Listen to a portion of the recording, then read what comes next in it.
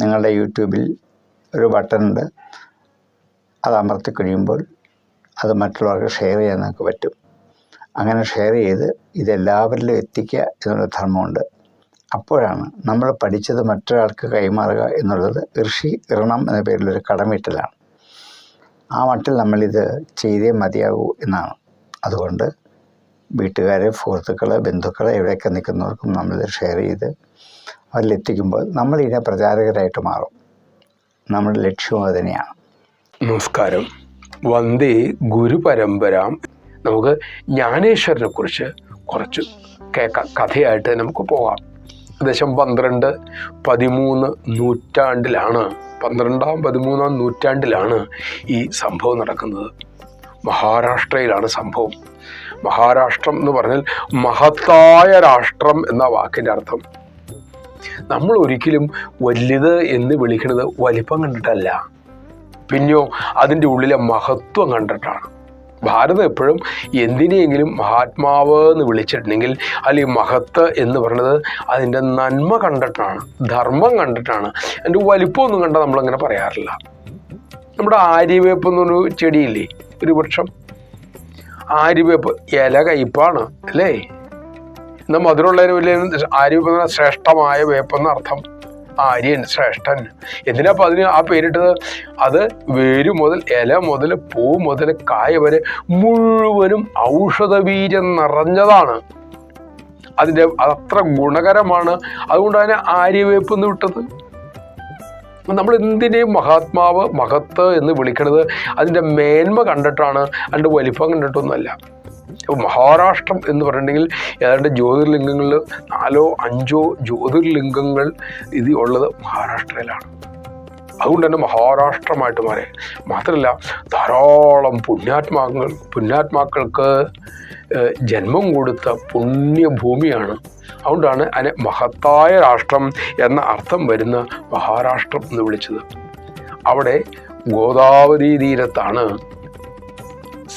സന്ത് ജ്ഞാനേശ്വരൻ, അതായത് ജ്ഞാനേശ്വര പ്രഭു, ജ്ഞാനേശ്വര മഹായോഗി ജന്മം കൊണ്ടത്.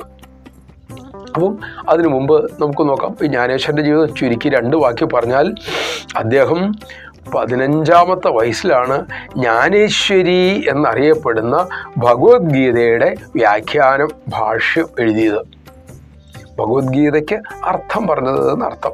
അദ്ദേഹത്തിൻ്റെ ഗുരുനാഥൻ കൂടിയായ ജ്യേഷ്ഠൻ നിവൃത്തിനാഥ് പറഞ്ഞിട്ട് 15-ാമത്തെ വയസ്സിൽ ഇന്നും അത് ലോകം പഠിച്ചുകൊണ്ടിരിക്കുക. എന്നിട്ട് പറയാം വ്യക്തമായിട്ട് മനസ്സിലാവുന്നില്ല. പിന്നെ അദ്ദേഹത്തിൻ്റെ കൊച്ചു കൊച്ചു ഗ്രന്ഥങ്ങൾ, ആത്മാനുഭവം എന്നൊക്കെ പറഞ്ഞ് വേറെ ഉണ്ട്. പക്ഷെ ഇതാണ് ഏറ്റവും പ്രശസ്തമായത്. ആ ജ്ഞാനേശ്വരൻ എഴുതിയുകൊണ്ട് അദ്ദേഹത്തിന് ജ്ഞാനേശ്വരി എന്ന് ഈ ഗീതയ്ക്ക് പേരുമുണ്ട്. 22-ാമത്തെ വയസ്സിൽ അദ്ദേഹം ശരീരം വിട്ടു. മരിച്ചു എന്നല്ലാട്ടോ ഞാൻ പറഞ്ഞത്, ശരീരം വിട്ടു. എങ്ങനെ? ഉടുപ്പ് ഊരി കളഞ്ഞ പോലെ അദ്ദേഹം ശരീരം ഊരിട്ടിട്ട് പോയി. ഇങ്ങനെയാണ് അദ്ദേഹം ജീവൽ സമാധി എന്ന് പറയും. ആളിന്തിയിൽ അദ്ദേഹം ഒരു കല്ലറ കെട്ടി അതിൻ്റെ അകത്ത് കയറി ഇരുന്നിട്ട് ബാക്കിയുള്ളവർ കെട്ടി അടച്ചേരെ ഞാൻ ഇതിൻ്റെ അകത്ത് വെച്ച് എൻ്റെ ശരീരം ഉപേക്ഷിക്കാൻ പോവുകയാണ്. അതൊക്കെ ഉന്നതരായ യോഗികൾ ശരീരത്തിൽ തൻ്റെ ജോലി കഴിഞ്ഞാൽ ശരീരം അവിടെ ഉപേക്ഷിച്ചിട്ട് പോണ പോലെയാണ്. ഉന്നതരായ യോഗികൾ തങ്ങളുടെ ജീവിത ദൗത്യം അവരെന്തിനു വന്നോ അത് ചെയ്ത് തീർത്ത് കഴിയുമ്പോൾ ഉപയോഗിച്ച ശരീരം ഇനി ആവശ്യമില്ല എന്നറിഞ്ഞ് ഇട്ടിട്ട് പോവും. അങ്ങനെ പോയൊരു മഹാപുരുഷനാണ്. മറ്റൊന്നുണ്ട്, ഈ മഹാരാഷ്ട്രയിൽ ധാരാളം മഹാത്മാക്കൾ ജനിച്ചിട്ടുണ്ടെന്ന് പറഞ്ഞിട്ടുണ്ടല്ലോ. അതിലൊന്നാണ് നാമദേവൻ, ഒരു തുന്നൽ പണിക്കാരനായിരുന്നു. വേറെയുള്ള ഗോര, അദ്ദേഹം കുടം ഉണ്ടാക്കണ കുശവ സമുദായത്തിൽപ്പെട്ട ആളാണ്. പിന്നെ മെഹർ, അതിൻ്റെ അകത്ത് ജനിച്ചിട്ടുണ്ട് കുറേ. അതായത് നമ്മളിന്ന് വാക്ക് ശരി അല്ലെങ്കിൽ താഴ്ന്ന ജാതി എന്ന് പറയുമല്ലോ, അല്ലെങ്കിൽ ചണ്ടാലന്മാരെന്നൊക്കെ പറയുമല്ലോ, ആ വിഭാഗത്തിൽ നിന്ന് പോലും മഹാത്മാക്കൾ ജനിച്ചിട്ടുണ്ട്. നമ്മൾ ധാരാളം കേട്ടിട്ടുണ്ട്, ജാതി മതമൊക്കെ കേട്ടിട്ടുണ്ടല്ലോ. നമ്മൾ ഇന്ന് കേട്ട പോലെയുള്ള ജാതി ഭീകരതയൊന്നും ഉണ്ടായിരുന്നില്ല. പകുതി വെറുതെ പറഞ്ഞുണ്ടാക്കുന്നതാണ്. തീർച്ചയായിട്ടും ജാതിയുടെ ദോഷങ്ങൾ ഉണ്ടായിട്ടുണ്ട്. അത് മാറ്റുവാൻ വേണ്ടി പടപൊരുതും നമ്മുടെ മഹാത്മാക്കൾ തന്നെയാണ്. പക്ഷെ ഒന്ന് ആലോചിച്ചോളം, ഈ വിവിധ താഴ്ന്നത്, മുതിർന്നത് എന്നറിയപ്പെടുന്ന സകല ജാതികളിലും മഹാന്മാരുണ്ടായിട്ടുണ്ട്. ആ മഹാന്മാരെ മുഴുവനും ഭാരതം ആദരിച്ചിട്ടുണ്ട്, അംഗീകരിച്ചിട്ടുണ്ട്. ഈശ്വരനെ പോലെ, അതല്ല ശരി, ഈശ്വരനായിട്ട് അതിനെ പൂജിച്ചിട്ടുമുണ്ട്. അത് പറയാൻ എത്രയും വന്നത്. ഇടക്കാലത്ത് നമുക്കുണ്ടായ വീഴ്ച, അത് ചെറിയ കൊണ്ട് കുറേ ജാതിഭേദങ്ങളൊക്കെ ഉണ്ടായി. പക്ഷേ വിദേശികളൊക്കെ ഇവിടെ നമ്മൾ പഠിപ്പിച്ച പോലെ അത്ര ഇതൊന്നും ഇവിടെ ഉണ്ടായിട്ടില്ല. അവരായിട്ട് താരതമ്യപ്പെടുത്തുമ്പോൾ അപ്പോൾ ഈ ജ്ഞാനേശ്വരൻ്റെ ജീവിതത്തിലേക്ക് നമുക്ക് കിടക്കാം. ജ്ഞാനേശ്വരൻ്റെ അച്ഛനാണ് വിഠൽ പന്ത്. ഗോദാവരി നദീതീരത്ത് അബ്ഗോൺ ഗ്രാമത്തിനടുത്ത് ആണ് ഈ വിഠൽ പന്ത് ജീവിക്കുന്നത്. ഒരു യുവാവായിരുന്നു. അദ്ദേഹത്തിൻ്റെ ജോലി അന്ന് സർക്കാർ മേഖലയിൽ കൃഷിക്കാരെ കണക്കെടുക്കലും എഴുതലുമാണ്. റവന്യൂ ഉദ്യോഗസ്ഥൻ എന്ന് പറയാം, ഇന്നത്തെ ഭാഷ പറഞ്ഞാൽ അക്കൗണ്ടൻ്റ് എന്ന് പറയാം. നല്ല സത്യസന്ധൻ, പരമഭക്തൻ. അതോടുകൂടി അദ്ദേഹത്തിന് അറിയാം ഈ ജീവിതം എങ്ങനെ ആഹാരം കഴിച്ചും കളിച്ചും രസിച്ചും മതിച്ചും കളയാനുള്ളതല്ല, ജീവിതത്തിനൊരു ലക്ഷ്യമുണ്ട് എന്നറിയാം. നമ്മൾ എന്തിനാ ജീവിക്കണത്? വെറുതെ ഭക്ഷണം കഴിക്കാനും അല്ലെങ്കിൽ കുറേ പണം ഉണ്ടാക്കാനും ഉറങ്ങാനും വേണ്ടിയിട്ടാണോ? അങ്ങനെയാണെങ്കിൽ മൃഗങ്ങളും അതൊക്കെയല്ലേ ചെയ്യുന്നത്. അപ്പോൾ നമ്മൾ മൃഗങ്ങളും നമ്മുടെ വ്യത്യാസമില്ലല്ലോ. അപ്പോൾ നമ്മുടെ ജീവിതത്തിന് വേറെ എന്തോ ലക്ഷ്യമുണ്ട്. അത് ആലോചിച്ച് നോക്കുമ്പോൾ നമുക്ക് മനസ്സിലാവും. ഈ മഹാത്മാക്കളുടെ കഥ പഠിക്കുമ്പോൾ നമുക്ക് മനസ്സിലാവും. അത് നന്നേ ചെറുപ്പത്തിൽ വിഠൽ പന്തിന് മനസ്സിലായി, എൻ്റെ ജീവിതത്തിന് ഉന്നതമായ ഒരു ലക്ഷ്യമുണ്ട്. അതുകൂടി അദ്ദേഹത്തിന് ഭക്തി തീവ്രമായി, തത്വശാസ്ത്രങ്ങളൊക്കെ പഠിക്കാൻ തുടങ്ങി. അദ്ദേഹത്തിന് വിവാഹത്തോട് താല്പര്യമില്ല, ഇടയ്ക്കിടയ്ക്ക് തീർത്ഥാടനം പോകും. അപ്പോൾ ഒരിക്കൽ അച്ഛനും അമ്മയും പറഞ്ഞു, മക്കളെ നിന്നെ വിവാഹം കഴിപ്പിച്ച് നിനക്ക് മക്കളുണ്ടായി കാണണമെന്നാണ് ഞങ്ങളുടെ ആഗ്രഹം, നീ അതിന് സമ്മതിക്കണം. ഇദ്ദേഹത്തിന് വലിയ സങ്കടമായി. അപ്പോൾ അച്ഛനും അമ്മയോടും പറഞ്ഞു, അങ്ങനെ പറയല്ലേ, എനിക്ക് ഒറ്റയ്ക്ക് ജീവിക്കാനാണ് താല്പര്യം. പക്ഷെ അച്ഛനും അമ്മയുടെ ആഗ്രഹം വളരെ കഠിനമായിരുന്നു, തീവ്രമായിരുന്നു. നല്ല മക്കൾക്ക് അച്ഛനും അമ്മയെ സങ്കടപ്പെടുത്താൻ വിഷമമാണ്. അതുകൊണ്ട് അദ്ദേഹം എതിരൊന്നും പറഞ്ഞില്ല, അദ്ദേഹത്തിൻ്റെ അഭിപ്രായം പറഞ്ഞു. പിന്നെ അദ്ദേഹം ഈശ്വരൻ എന്നെ പ്രാർത്ഥിച്ചു. എന്താ പ്രാർത്ഥിച്ച്? എൻ്റെ അച്ഛനും അമ്മയ്ക്കും ശരിയായൊരു അറിവുണ്ടാക്കി കൊടുക്കണേ, എന്നെ വിവാഹത്തിനൊന്നും പ്രേരിപ്പിക്കല്ലേ, എനിക്ക് അവിടുത്തെ സേവിച്ച് ജീവിക്കാനാണ് ആഗ്രഹം. ഇങ്ങനെ പ്രാർത്ഥിച്ചു. അങ്ങനെ ബുദ്ധിമാൻ ചെയ്യണത്. നമുക്ക് നോവിക്കാൻ ബുദ്ധിമുട്ടുള്ളവരോട് നമ്മൾ എതിർത്ത് പറയരുത്. ഇപ്പം മാതാപിതാക്കൾ അങ്ങനെയുള്ളവരോടൊക്കെയാണ് ഉദ്ദേശിച്ച ഗുരുക്കന്മാർ. നമുക്ക് അനിഷ്ടമായിട്ട് അവരെന്തെങ്കിലും പറഞ്ഞാൽ ഭഗവാനോട് പ്രാർത്ഥിക്കുക, ഭഗവാൻ അതിന് പരിഹാരം ഉണ്ടാക്കും. ആർക്കും നൊമ്പരമില്ലാത്ത വിധത്തിൽ ഉള്ള സൂത്രമൊക്കെ ഭഗവാന്റെ കയ്യിലുണ്ട്. കാരണം ഭഗവാനിൽ അറിയുള്ള നാളെ നമുക്ക് എന്താ നല്ലതെന്നും. അങ്ങനെ അദ്ദേഹം തീർത്ഥാടനത്തിന് പോയി. ഈ തീർത്ഥാടനത്തിൻ്റെ ഇടയിൽ അദ്ദേഹം ഒരു വീട്ടിൽ താമസിക്കുകയുണ്ടായി. സിദ്ധോപാന്ത്. അന്ന് ഇന്നത്തെ പോലെ ഒന്നും ഈ റെസ്റ്റോറൻറ്റുകളോ അല്ലെങ്കിൽ റിസോർട്ടുകളോ ഒന്നുമില്ല താമസിക്കാൻ, ഹോട്ടലൊന്നും ഇല്ലല്ലോ. മഹാഭക്തന്മാരിങ്ങനെ യാത്ര പോകുമ്പം ഏതെങ്കിലും മഹാഭക്തന്മാർ അവർ വീട്ടിൽ താമസിപ്പിക്കും, കുറച്ച് പേര് അവിടെ തങ്ങും, തീർത്ഥാടനം കഴിയും, അവിടെ നിന്ന് ഭക്ഷണം കഴിക്കും, പിന്നെ പോകും. അന്ന് ഭക്ഷണത്തിന് പണമൊന്നും വേണ്ട. കാരണം ഭക്ഷണവും വെള്ളവും മരുന്നും ഭാരതം ഒരിക്കലും വിറ്റിട്ടില്ല. അത് സൗജന്യമായിട്ട് കൊടുക്കണം. ആർക്ക്? ആവശ്യമുള്ളവർക്ക്. ആഹാരം ആർക്ക് ആവശ്യം? വിശപ്പുള്ളവന്. മരുന്ന് ആർക്ക് ആവശ്യം? രോഗിക്ക്.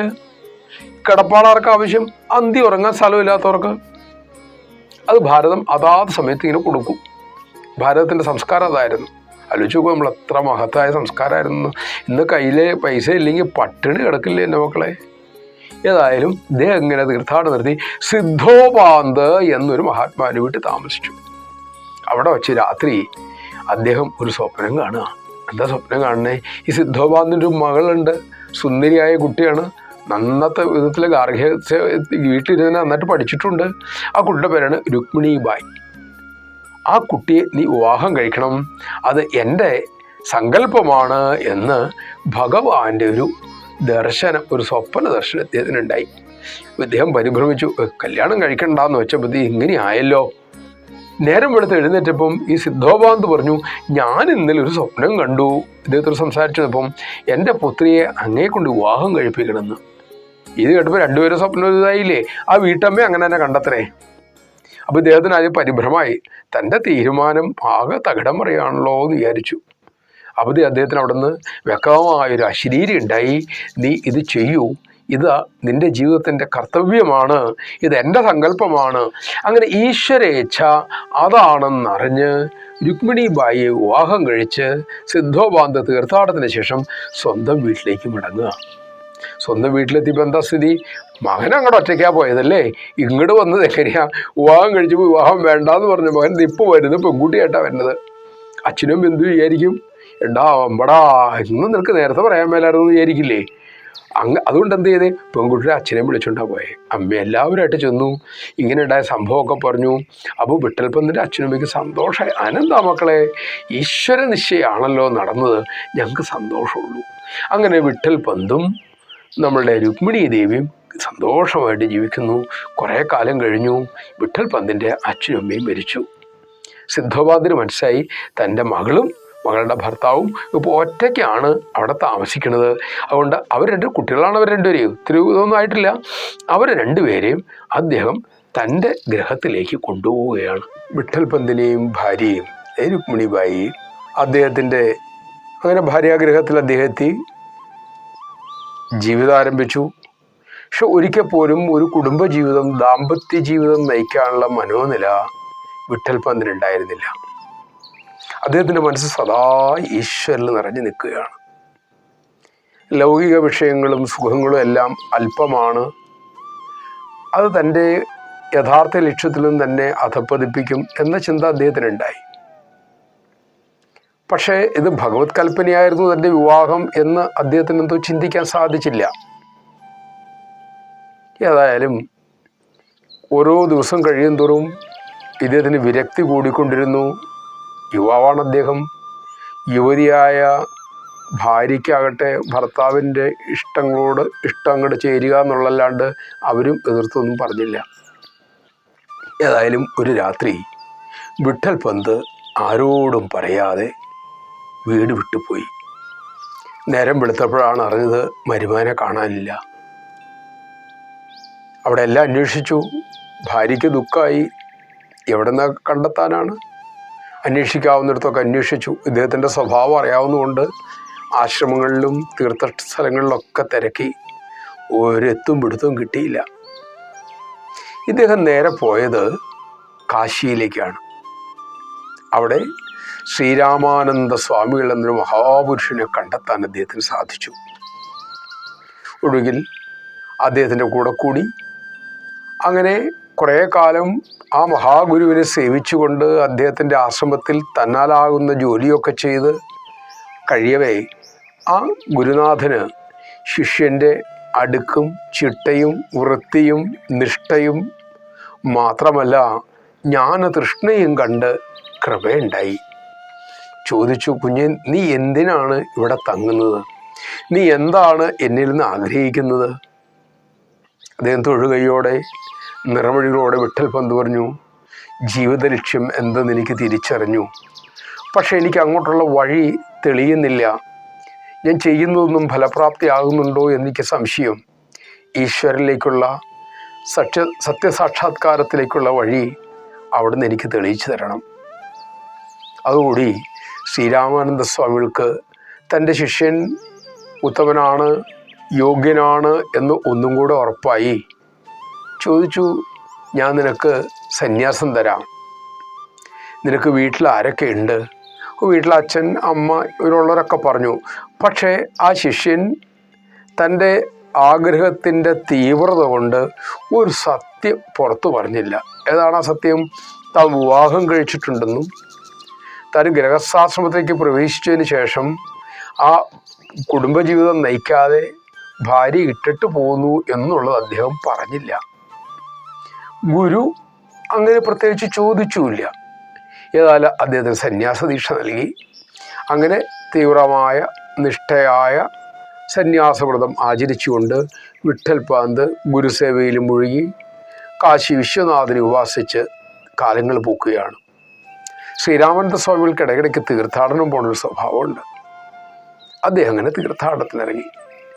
ഇതാണ് വിധി ഒന്ന് നിശ്ചയിച്ചിട്ടുണ്ട് എങ്കിൽ അതിനനുസരിച്ച് കാലം നമ്മളെവിടെ എത്തിക്കും.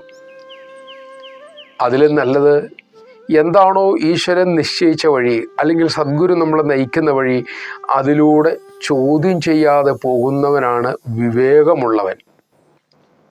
ഇല്ലെങ്കിൽ എന്തെങ്കിലും നമുക്ക് ആ വഴിയിലൂടെ പോകേണ്ടി വരും. കാരണം ത്രികാലജ്ഞാനികളായ ആചാര്യന്മാർ നമ്മളെ കൃത്യമായി മനസ്സിലാക്കിയിട്ടാണ് നമുക്കുള്ള വഴി പറഞ്ഞു തരുന്നത്. ഇവിടെ അദ്ദേഹം മറച്ചു വച്ചുവല്ലോ. മാത്രമല്ല ഈശ്വരൻ്റെ ആദേശമായിരുന്നു വിവാഹം കഴിക്കണമെന്നുള്ളതും. ഇത് രണ്ടും അദ്ദേഹം തൻ്റെ ആഗ്രഹത്തിൻ്റെ തീവ്രതയാൽ തള്ളിക്കളഞ്ഞു.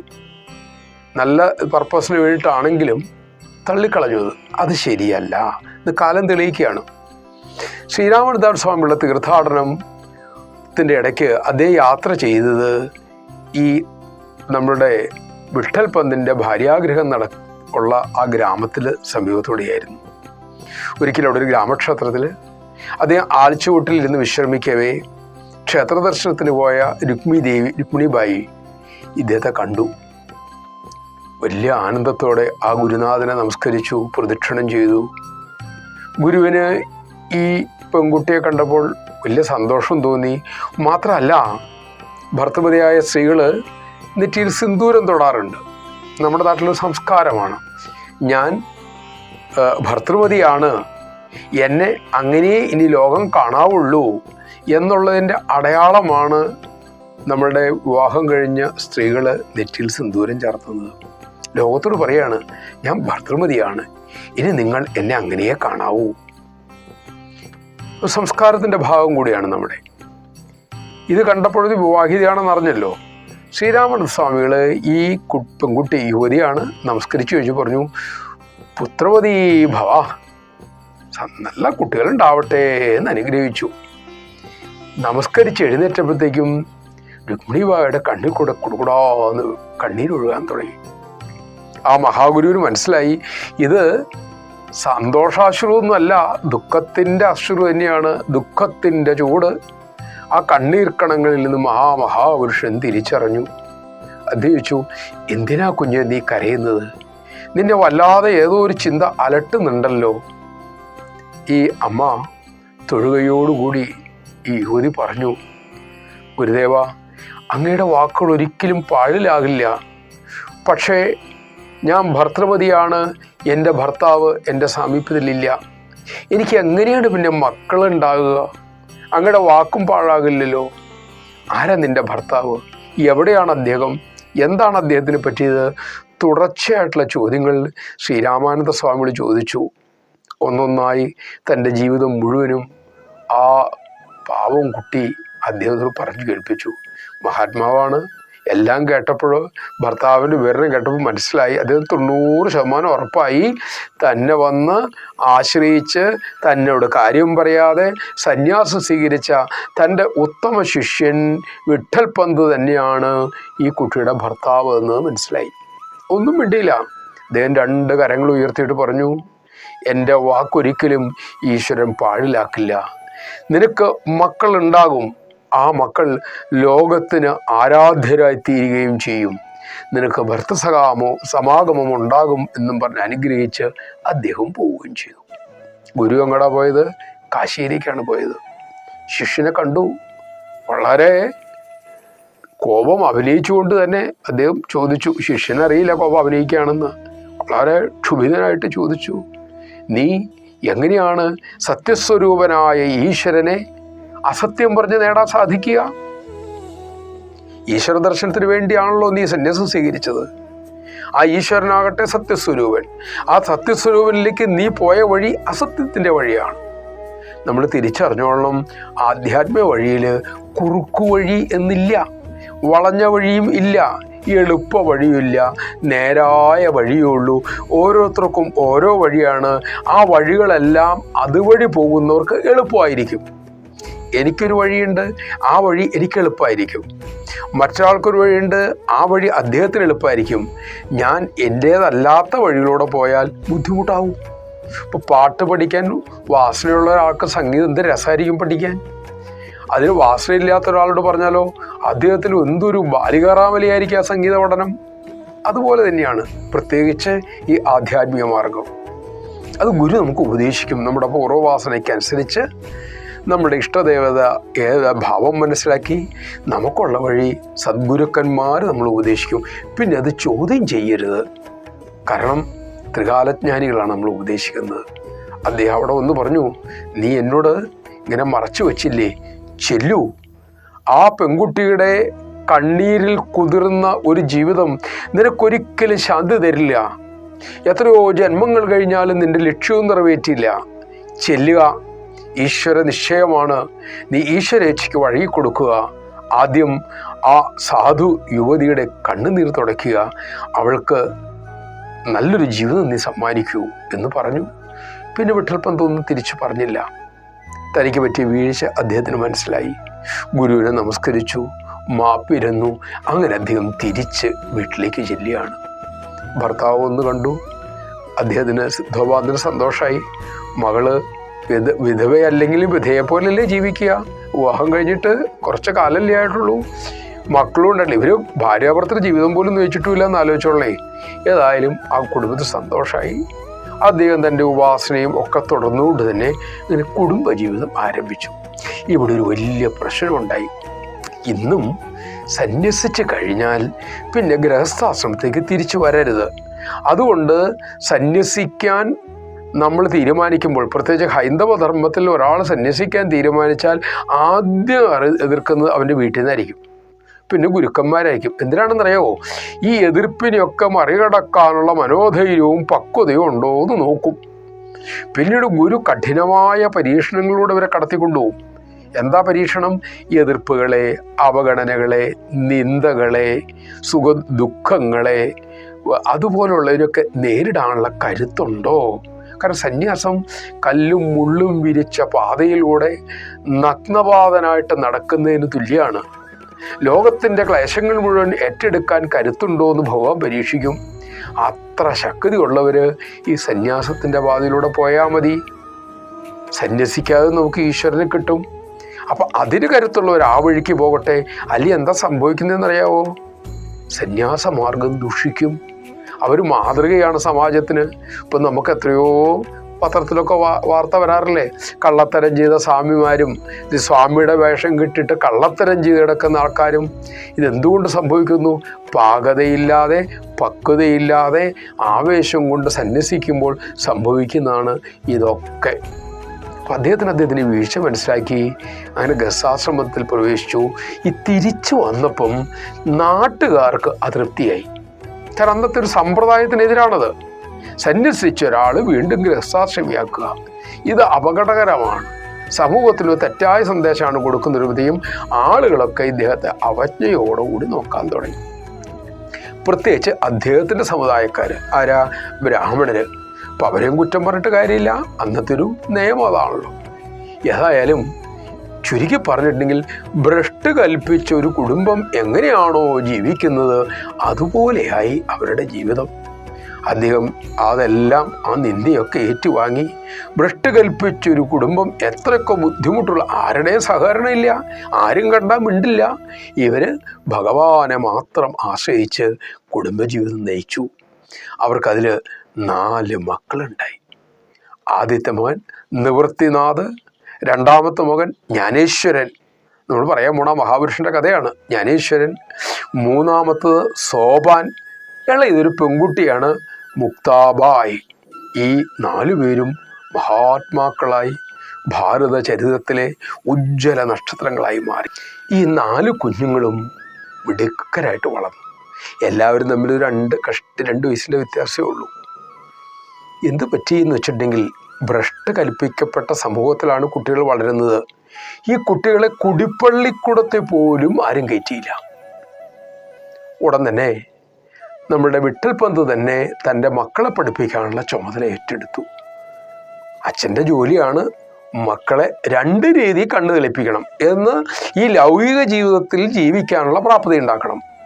പിന്നെയോ ആധ്യാത്മിക രീതിയിൽ അകക്കണ്ണും തുറപ്പിക്കണം, പുറക്കണ്ണും തുറപ്പിക്കണം. ഇത് അച്ഛൻ്റെയും അധ്യാപകൻ്റെയും ജോലിയാണ്. അച്ഛൻ പുറം ലോകത്ത് ജീവിക്കാൻ പഠിക്കുമ്പോൾ ഗുരുനാഥൻ അകത്തെ ലോകത്ത് ജീവിക്കാൻ പഠിക്കും. അകത്തെ ലോകം എന്ന് വെച്ചാൽ എന്താണെന്നറിയാലോ? നമുക്കുള്ള ദേഷ്യം, നമുക്കുള്ള കാമം, നമുക്കുള്ള അസൂയ, അത്യാഹ്ലാദം, ഇങ്ങനെയുള്ള നമ്മളെ വിഷമിപ്പിക്കുന്ന എല്ലാ വികാരങ്ങളെയും തോൽപ്പിക്കുക. മാത്രമല്ല, എന്തിന് ജീവിച്ചു? ഈശ്വരനെ കാണാനാണ്. അതിലേക്കുള്ള വഴി തെളിക്കുക. ഇതാണ് അകക്കണ്ണ് തുറപ്പിക്കാൻ ആശാൻ ബാല്യത്തിലെത്തണം. നന്നേ ചെറുപ്പത്തിൽ തന്നെ ഗുരുസന്നിധിയിൽ നമ്മൾ ചെല്ലണം, അല്ലെങ്കിൽ ഗുരു നമ്മുടെ അടുത്ത് വരും. 2 ഒന്ന് ചെയ്യണമെന്ന് പറയും. നമ്മുടെ ഗുരുക്കന്മാർ പണ്ട് ഉപദേശിച്ചിട്ടുള്ളതാണ് ഇതൊക്കെ. അതുകൊണ്ട് ഇവിടെ മറ്റാരും പറഞ്ഞു കൊടുക്കാനില്ലാത്തതുകൊണ്ട് വിട്ടൽ പന്ത് പണ്ഡിതനാണ്. അദ്ദേഹം തന്നെ തൻ്റെ മക്കളെ വേണ്ട ആധ്യാത്മിക കാര്യങ്ങളും അദ്ദേഹം തന്നെ തപസ്യാണല്ലോ ഇത് പഠിപ്പിക്കാൻ തുടങ്ങി. എന്നാലും സമൂഹത്തിലുള്ള ജീവിതം മനസ്സ് മടുത്തു. ഇടയ്ക്ക് വല്ലാതെ വിഷം വന്നപ്പം ഒന്ന് തീർത്ഥാടനത്തിന് പോയേക്കാമെന്ന് വിചാരിച്ചു. അങ്ങനെ അവർ തീർത്ഥാടനത്തിന് ഇറങ്ങുകയാണ്. ഇന്നത്തെ ഭാഷ പറഞ്ഞ ടൂറൊക്കെ പോകണം നല്ലതാണ്. പക്ഷെ പോയി കഴിഞ്ഞു വരുമ്പോൾ നമുക്ക് എന്തെങ്കിലും കിട്ടണം. എന്താ കിട്ടേണ്ടത്? നമ്മുടെ പോക്കറ്റിലോ വീട്ടിൽ അലമാരിലോ വയ്ക്കാനുള്ള കിട്ടിയിട്ട് കാര്യമില്ല. നിങ്ങളൊക്കെ വീട്ടിൽ അലമാരിൽ നോക്കിക്കോളൂ. അവിടെയൊക്കെ പണ്ടൊക്കെ പോയൊരു ടൂറിന് പോയിട്ട് വന്ന് പലതും വച്ചിട്ടുണ്ടാവും. അതൊക്കെ പൊടി പിടിച്ചിരിക്കുമായിരിക്കും. പക്ഷെ കിട്ടേണ്ടത് അകത്താണ്. അറിവ് ഒരിഞ്ചെങ്കിലും ഒന്ന് ഉയർന്നാൽ, മനസ്സ് കുറച്ചെങ്കിലും ഉന്നത നിലയത്തിലെത്തിയാൽ അതാണ് കിട്ടേണ്ട ധനം. അതെവിടെയാണ് കിട്ടുക? അത് മഹത്തുക്കളുള്ള സ്ഥലങ്ങളിലേ കിട്ടൂ. മഹത്തുക്കളുള്ള സ്ഥലങ്ങളാണ് മഹാക്ഷേത്രങ്ങളും പുണ്യസ്ഥലങ്ങളൊക്കെ. അവിടെ മഹത്തുക്കൾ നമ്മൾ ഉദ്ദേശിച്ച സജ്ജനങ്ങളെയാണ്. അവർക്കാണ് നമ്മുടെ ജീവിതത്തിലേക്കുള്ള തെളിമയുള്ള കാര്യങ്ങൾ പറഞ്ഞു തരാൻ സാധിക്കുകയുള്ളൂ. എന്തുകൊണ്ട്? അവരങ്ങനെ ജീവിച്ചവരാണ്, അവരത് കണ്ടവരാണ്. അങ്ങനെ ഇദ്ദേഹം തീർത്ഥാടനത്തിന് പോയി. അന്നത്തെ കാലല്ലേ, മിക്കവാറും ഒരു ഗ്രാമം, പിന്നെ കാട്, പിന്നെ ഗ്രാമം, നഗരങ്ങൾ കുറവാണ്. ഇങ്ങനെ യാത്ര ചെയ്തുകൊണ്ട് ഒരിക്കലും അവർ കാട്ടിലുള്ള യാത്ര ചെയ്യുന്ന സമയം സന്ധ്യയായി. പെട്ടെന്ന് മഴക്കാറ് വന്നു, മൂടി. അപ്പം സ്വതവേ വനത്തിലിരുട്ടാണ്. കാർമേഘം കൂടി വന്നാലോചിച്ച് നോക്കൂ. അതിലൂടെ പേമാരിയും തുടങ്ങി. ദിക്ക് കിട്ടാണ്ടായി. കുറച്ചുകൂടി ഇന്നപ്പോൾ ഈ വന്യമൃഗങ്ങളുടെ ശബ്ദം കേട്ടു. ഇതിനിടയ്ക്ക് ഒരു കടുവയുടെ ഭീകരമായ അലർച്ച അവർ കേട്ടു. കടുവയെ കാണുകയും ചെയ്തു. സ്വാഭാവികമായിട്ടും ഭയന്നു പോയി. എല്ലാവരും ചെതറി 4 ഭാഗത്തേക്ക് ഓടാൻ തുടങ്ങി. നിവൃത്തിനാഥും ജ്ഞാനേശ്വരനും സോപാനും മുക്തിവായും വിട്ടൽ പന്തും അദ്ദേഹത്തിൻ്റെ ഭാര്യയും 4 ഭാഗത്തേക്കും ചെതറി ഓടി. പിന്നീട് കുറേ കഴിഞ്ഞപ്പോൾ അവരെല്ലാം കണ്ടുമുട്ടി. അപ്പോൾ ഒരാളെ കാണാനില്ല. ആരാണ്? ഏറ്റവും മൂത്ത മകനായ നിവൃത്തനാഥനെ കാണാനില്ല. അവരവിടെ എല്ലാം തെരഞ്ഞു. തെരയാവുന്ന രാത്രി വിളിക്കാനല്ലേ പറ്റുള്ളൂ. അങ്ങനെ ഉറക്കെ വിളിച്ചു. ഒരു മറുപടിയും കിട്ടിയില്ല.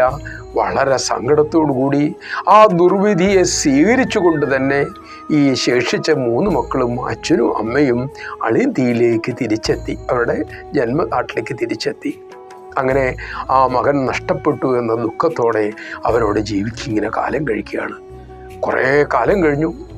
ഏതാണ്ട് മാസങ്ങൾ കഴിഞ്ഞപ്പോഴത്തേക്കും ഒരു ദിവസം ഈ നിവൃത്തിനാഥ് വീട്ടിലെത്തി.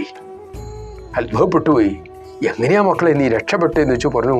അന്ന് ആ കടുവ അലറിയപ്പോൾ ഞാൻ ഓടിയത് എങ്ങടാന്ന് എനിക്ക് അറിയില്ലല്ലോ, ഇരുട്ടല്ലേ. ഓടിച്ചെന്ന് ഒരു ഗുഹ കണ്ടു. ഞാൻ അതിൻ്റെ അകത്ത് കയറി പ്രവേശിച്ചു. അവിടെ ഞാൻ ഒരു മഹായോഗിയെ കണ്ടു. അദ്ദേഹം പറഞ്ഞു, നിന്റെ വരവും കാത്തിരിക്കുകയാണ് ഞാൻ. നോക്കൂ, ഈശ്വരൻ നമുക്കെല്ലാം ഓരോന്ന് ഒരുക്കി വെച്ചിട്ടുണ്ട്. അവിടെയെല്ലാം ആ വഴിയിലൂടെ, ഈശ്വരൻ പറഞ്ഞ വഴിയിലൂടെ ധാർമ്മികമായിട്ടാണ് നമ്മൾ ജീവിക്കുന്നതെങ്കിൽ ആ വഴിയിലുള്ളതെല്ലാം ഈശ്വരൻ തരും. മാത്രമല്ല, സംരക്ഷിക്കാനായിട്ട് ഈശ്വരൻ്റെ തൃക്കരങ്ങൾ രണ്ടും ഉയർത്തിപ്പിടിച്ച് നിൽപ്പുന്നുണ്ടാവും. ഭഗവാൻ പറഞ്ഞ വഴി കൂടെ പോകണമെന്ന് മാത്രം. ഏതാ പറയുന്ന വഴി എന്ന് പറയണത്? ഗുരുക്കന്മാർ ഉപദേശിക്കുന്ന വഴി. അദ്ദേഹം പറഞ്ഞു, ഞാൻ നിന്നെ കാത്തിരിക്കുകയായിരുന്നു, എനിക്കറിയാം നീ ഇന്ന് വരുമെന്നുള്ള വിവരം. അപ്പം നടന്ന സംഭവമൊക്കെ അദ്ദേഹത്തിന് മനസ്സിലായി. ശിഷ്യം പറയുകയും ചെയ്തു. അദ്ദേഹത്തിനെ ഗുരുവായിട്ട് സ്വീകരിച്ചു. അവിടെ വെച്ച് അദ്ദേഹത്തിന് വളരെ സൂക്ഷ്മമായ രഹസ്യമായ യോഗവിദ്യകൾ അഭ്യസിപ്പിക്കുകയാണ്. ഇവിടെ ശ്രദ്ധിച്ചോളണം കേട്ടോ. എന്താ ഈ രഹസ്യം എന്ന് പറയണമെന്നറിയാവോ? രഹസ്യം എന്ന് പറഞ്ഞാൽ എല്ലാവരോടും പറയാൻ പാടില്ല. എന്തുകൊണ്ട് പറയാൻ മേല? ഇപ്പോൾ കുട്ടികളുടെ കയ്യിൽ നമ്മൾ ആയുധം കൊടുക്കില്ല. എന്തുകൊണ്ട് കൊടുക്കില്ല? കുട്ടിയുടെ കൈ മുറിയും, അല്ലെങ്കിലോ അവൻ അതുകൊണ്ട് അപകടം ഉണ്ടാക്കും. കാരണം ആയുധം എന്താണെന്ന് കുട്ടിക്കറിയില്ല. അതുപോലെ തന്നെ ഉത്തമമായ വിദ്യ യോഗ്യരായവരുടെ അടുത്ത് കൊടുത്തില്ല എങ്കിൽ ആ അറിവ് കൊണ്ട് അവനും അപകടം ഉണ്ടാക്കും, സമൂഹത്തിനും അപകടം ഉണ്ടാക്കും എന്നൊക്കെ ധാരാളം പത്രവാർത്തകൾ വരുന്നുണ്ട് അല്ലേ. ഇപ്പോൾ ഗീത പഠിപ്പിക്കുന്നവരുണ്ട്, യോഗ പഠിപ്പിക്കുന്നവരുണ്ട്. പലരും ഇതൊന്നും ശരിക്കും പഠിക്കാത്തവരാണ്. അങ്ങനെ പഠിപ്പിക്കുമ്പോൾ എന്താ ഉണ്ടാവുക? ഈ അറിയാൻ മേലാത്തവൻ വിചാരിക്കും തനിക്കെല്ലാം അറിയാമെന്ന് വിചാരിക്കും. അത് അവന് അപകടം ഉണ്ടാക്കും. പിന്നെയോ തനിക്ക് നിശ്ചയമില്ലാത്ത കാര്യങ്ങൾ മറ്റുള്ളവർക്ക് വിവരിച്ചു കൊടുക്കും. അപ്പോൾ കേൾക്കുന്നവരോ അവരും അബദ്ധം പഠിക്കും. അബദ്ധം പഠിച്ച് അബദ്ധമല്ലേ ചെയ്യാൻ സാധിക്കൂ. അതുകൊണ്ടാണ് ഇത് രഹസ്യം എന്ന് പറയുന്നതിൻ്റെ കാരണം. പിന്നെ വേറൊരർത്ഥമുണ്ട് രഹസ്യത്തിന്. ഇത് പറഞ്ഞു തരാൻ പറ്റില്ല. ഗുരു പറയണത് ചെയ്താൽ അനുഭവിക്കാൻ പറ്റും. അതിനൊരു ഉദാഹരണം പറയാം, പെട്ടെന്ന് മനസ്സിലാവും. ഇപ്പം മധുരം, പഞ്ചസാര നാവിലിട്ടിട്ടുണ്ടെങ്കിൽ അതിൻ്റെ പേരെന്താണ്, അതിനെന്താ സ്വാദം എന്ന് വെച്ചാൽ മധുരം എന്ന് പറയും. മധുരം എന്താണെന്ന് നമുക്ക് പറയാൻ പറ്റുമോ? പറയാൻ പറ്റില്ല. പക്ഷെ മധുരം എന്താണെന്ന് അറിയാൻ പറ്റും. ഇതുപോലെയാണ് ഈ ആധ്യാത്മിക കാര്യങ്ങൾ. രഹസ്യവിദ്യ എന്ന് പറയുന്നതാണ്. ഇത് പരിശീലിച്ചാൽ നമുക്കതിൻ്റെ അനുഭവം കിട്ടും. വേറെ ആൾക്ക് പറഞ്ഞു കൊടുക്കാൻ പറ്റില്ല. കാരണം എന്താ? മധുരം പറഞ്ഞു കൊടുക്കാൻ പറ്റില്ല. അതുപോലെ തന്നെ ഇതെല്ലാം നിവൃത്തിനാഥന് അതിസൂക്ഷ്മമായ രഹസ്യമായ യോഗവിദ്യകളൊക്കെ പഠിപ്പിച്ചു കഴിഞ്ഞിട്ട് ഗുരുനാഥൻ്റെ വാക്ക് പറഞ്ഞു, നീ ഈ വിദ്യ നിന്റെ അനുജൻ ജ്ഞാനേശ്വരനെ പഠിപ്പിക്കണം. അവൻ ലോകത്തിന് വേണ്ടി വന്നവനാണ്.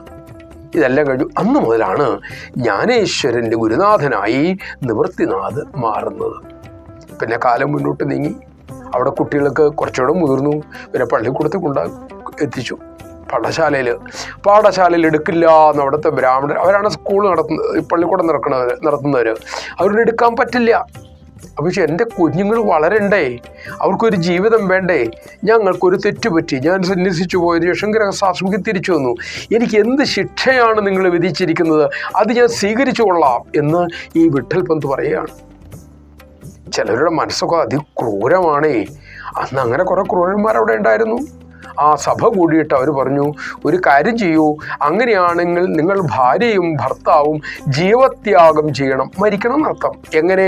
ത്രിവേണിയിൽ ഇറങ്ങി, 3 നദികളുടെ സംഗമം, അവിടെ ഇറങ്ങി നിങ്ങൾ മരിക്കണം.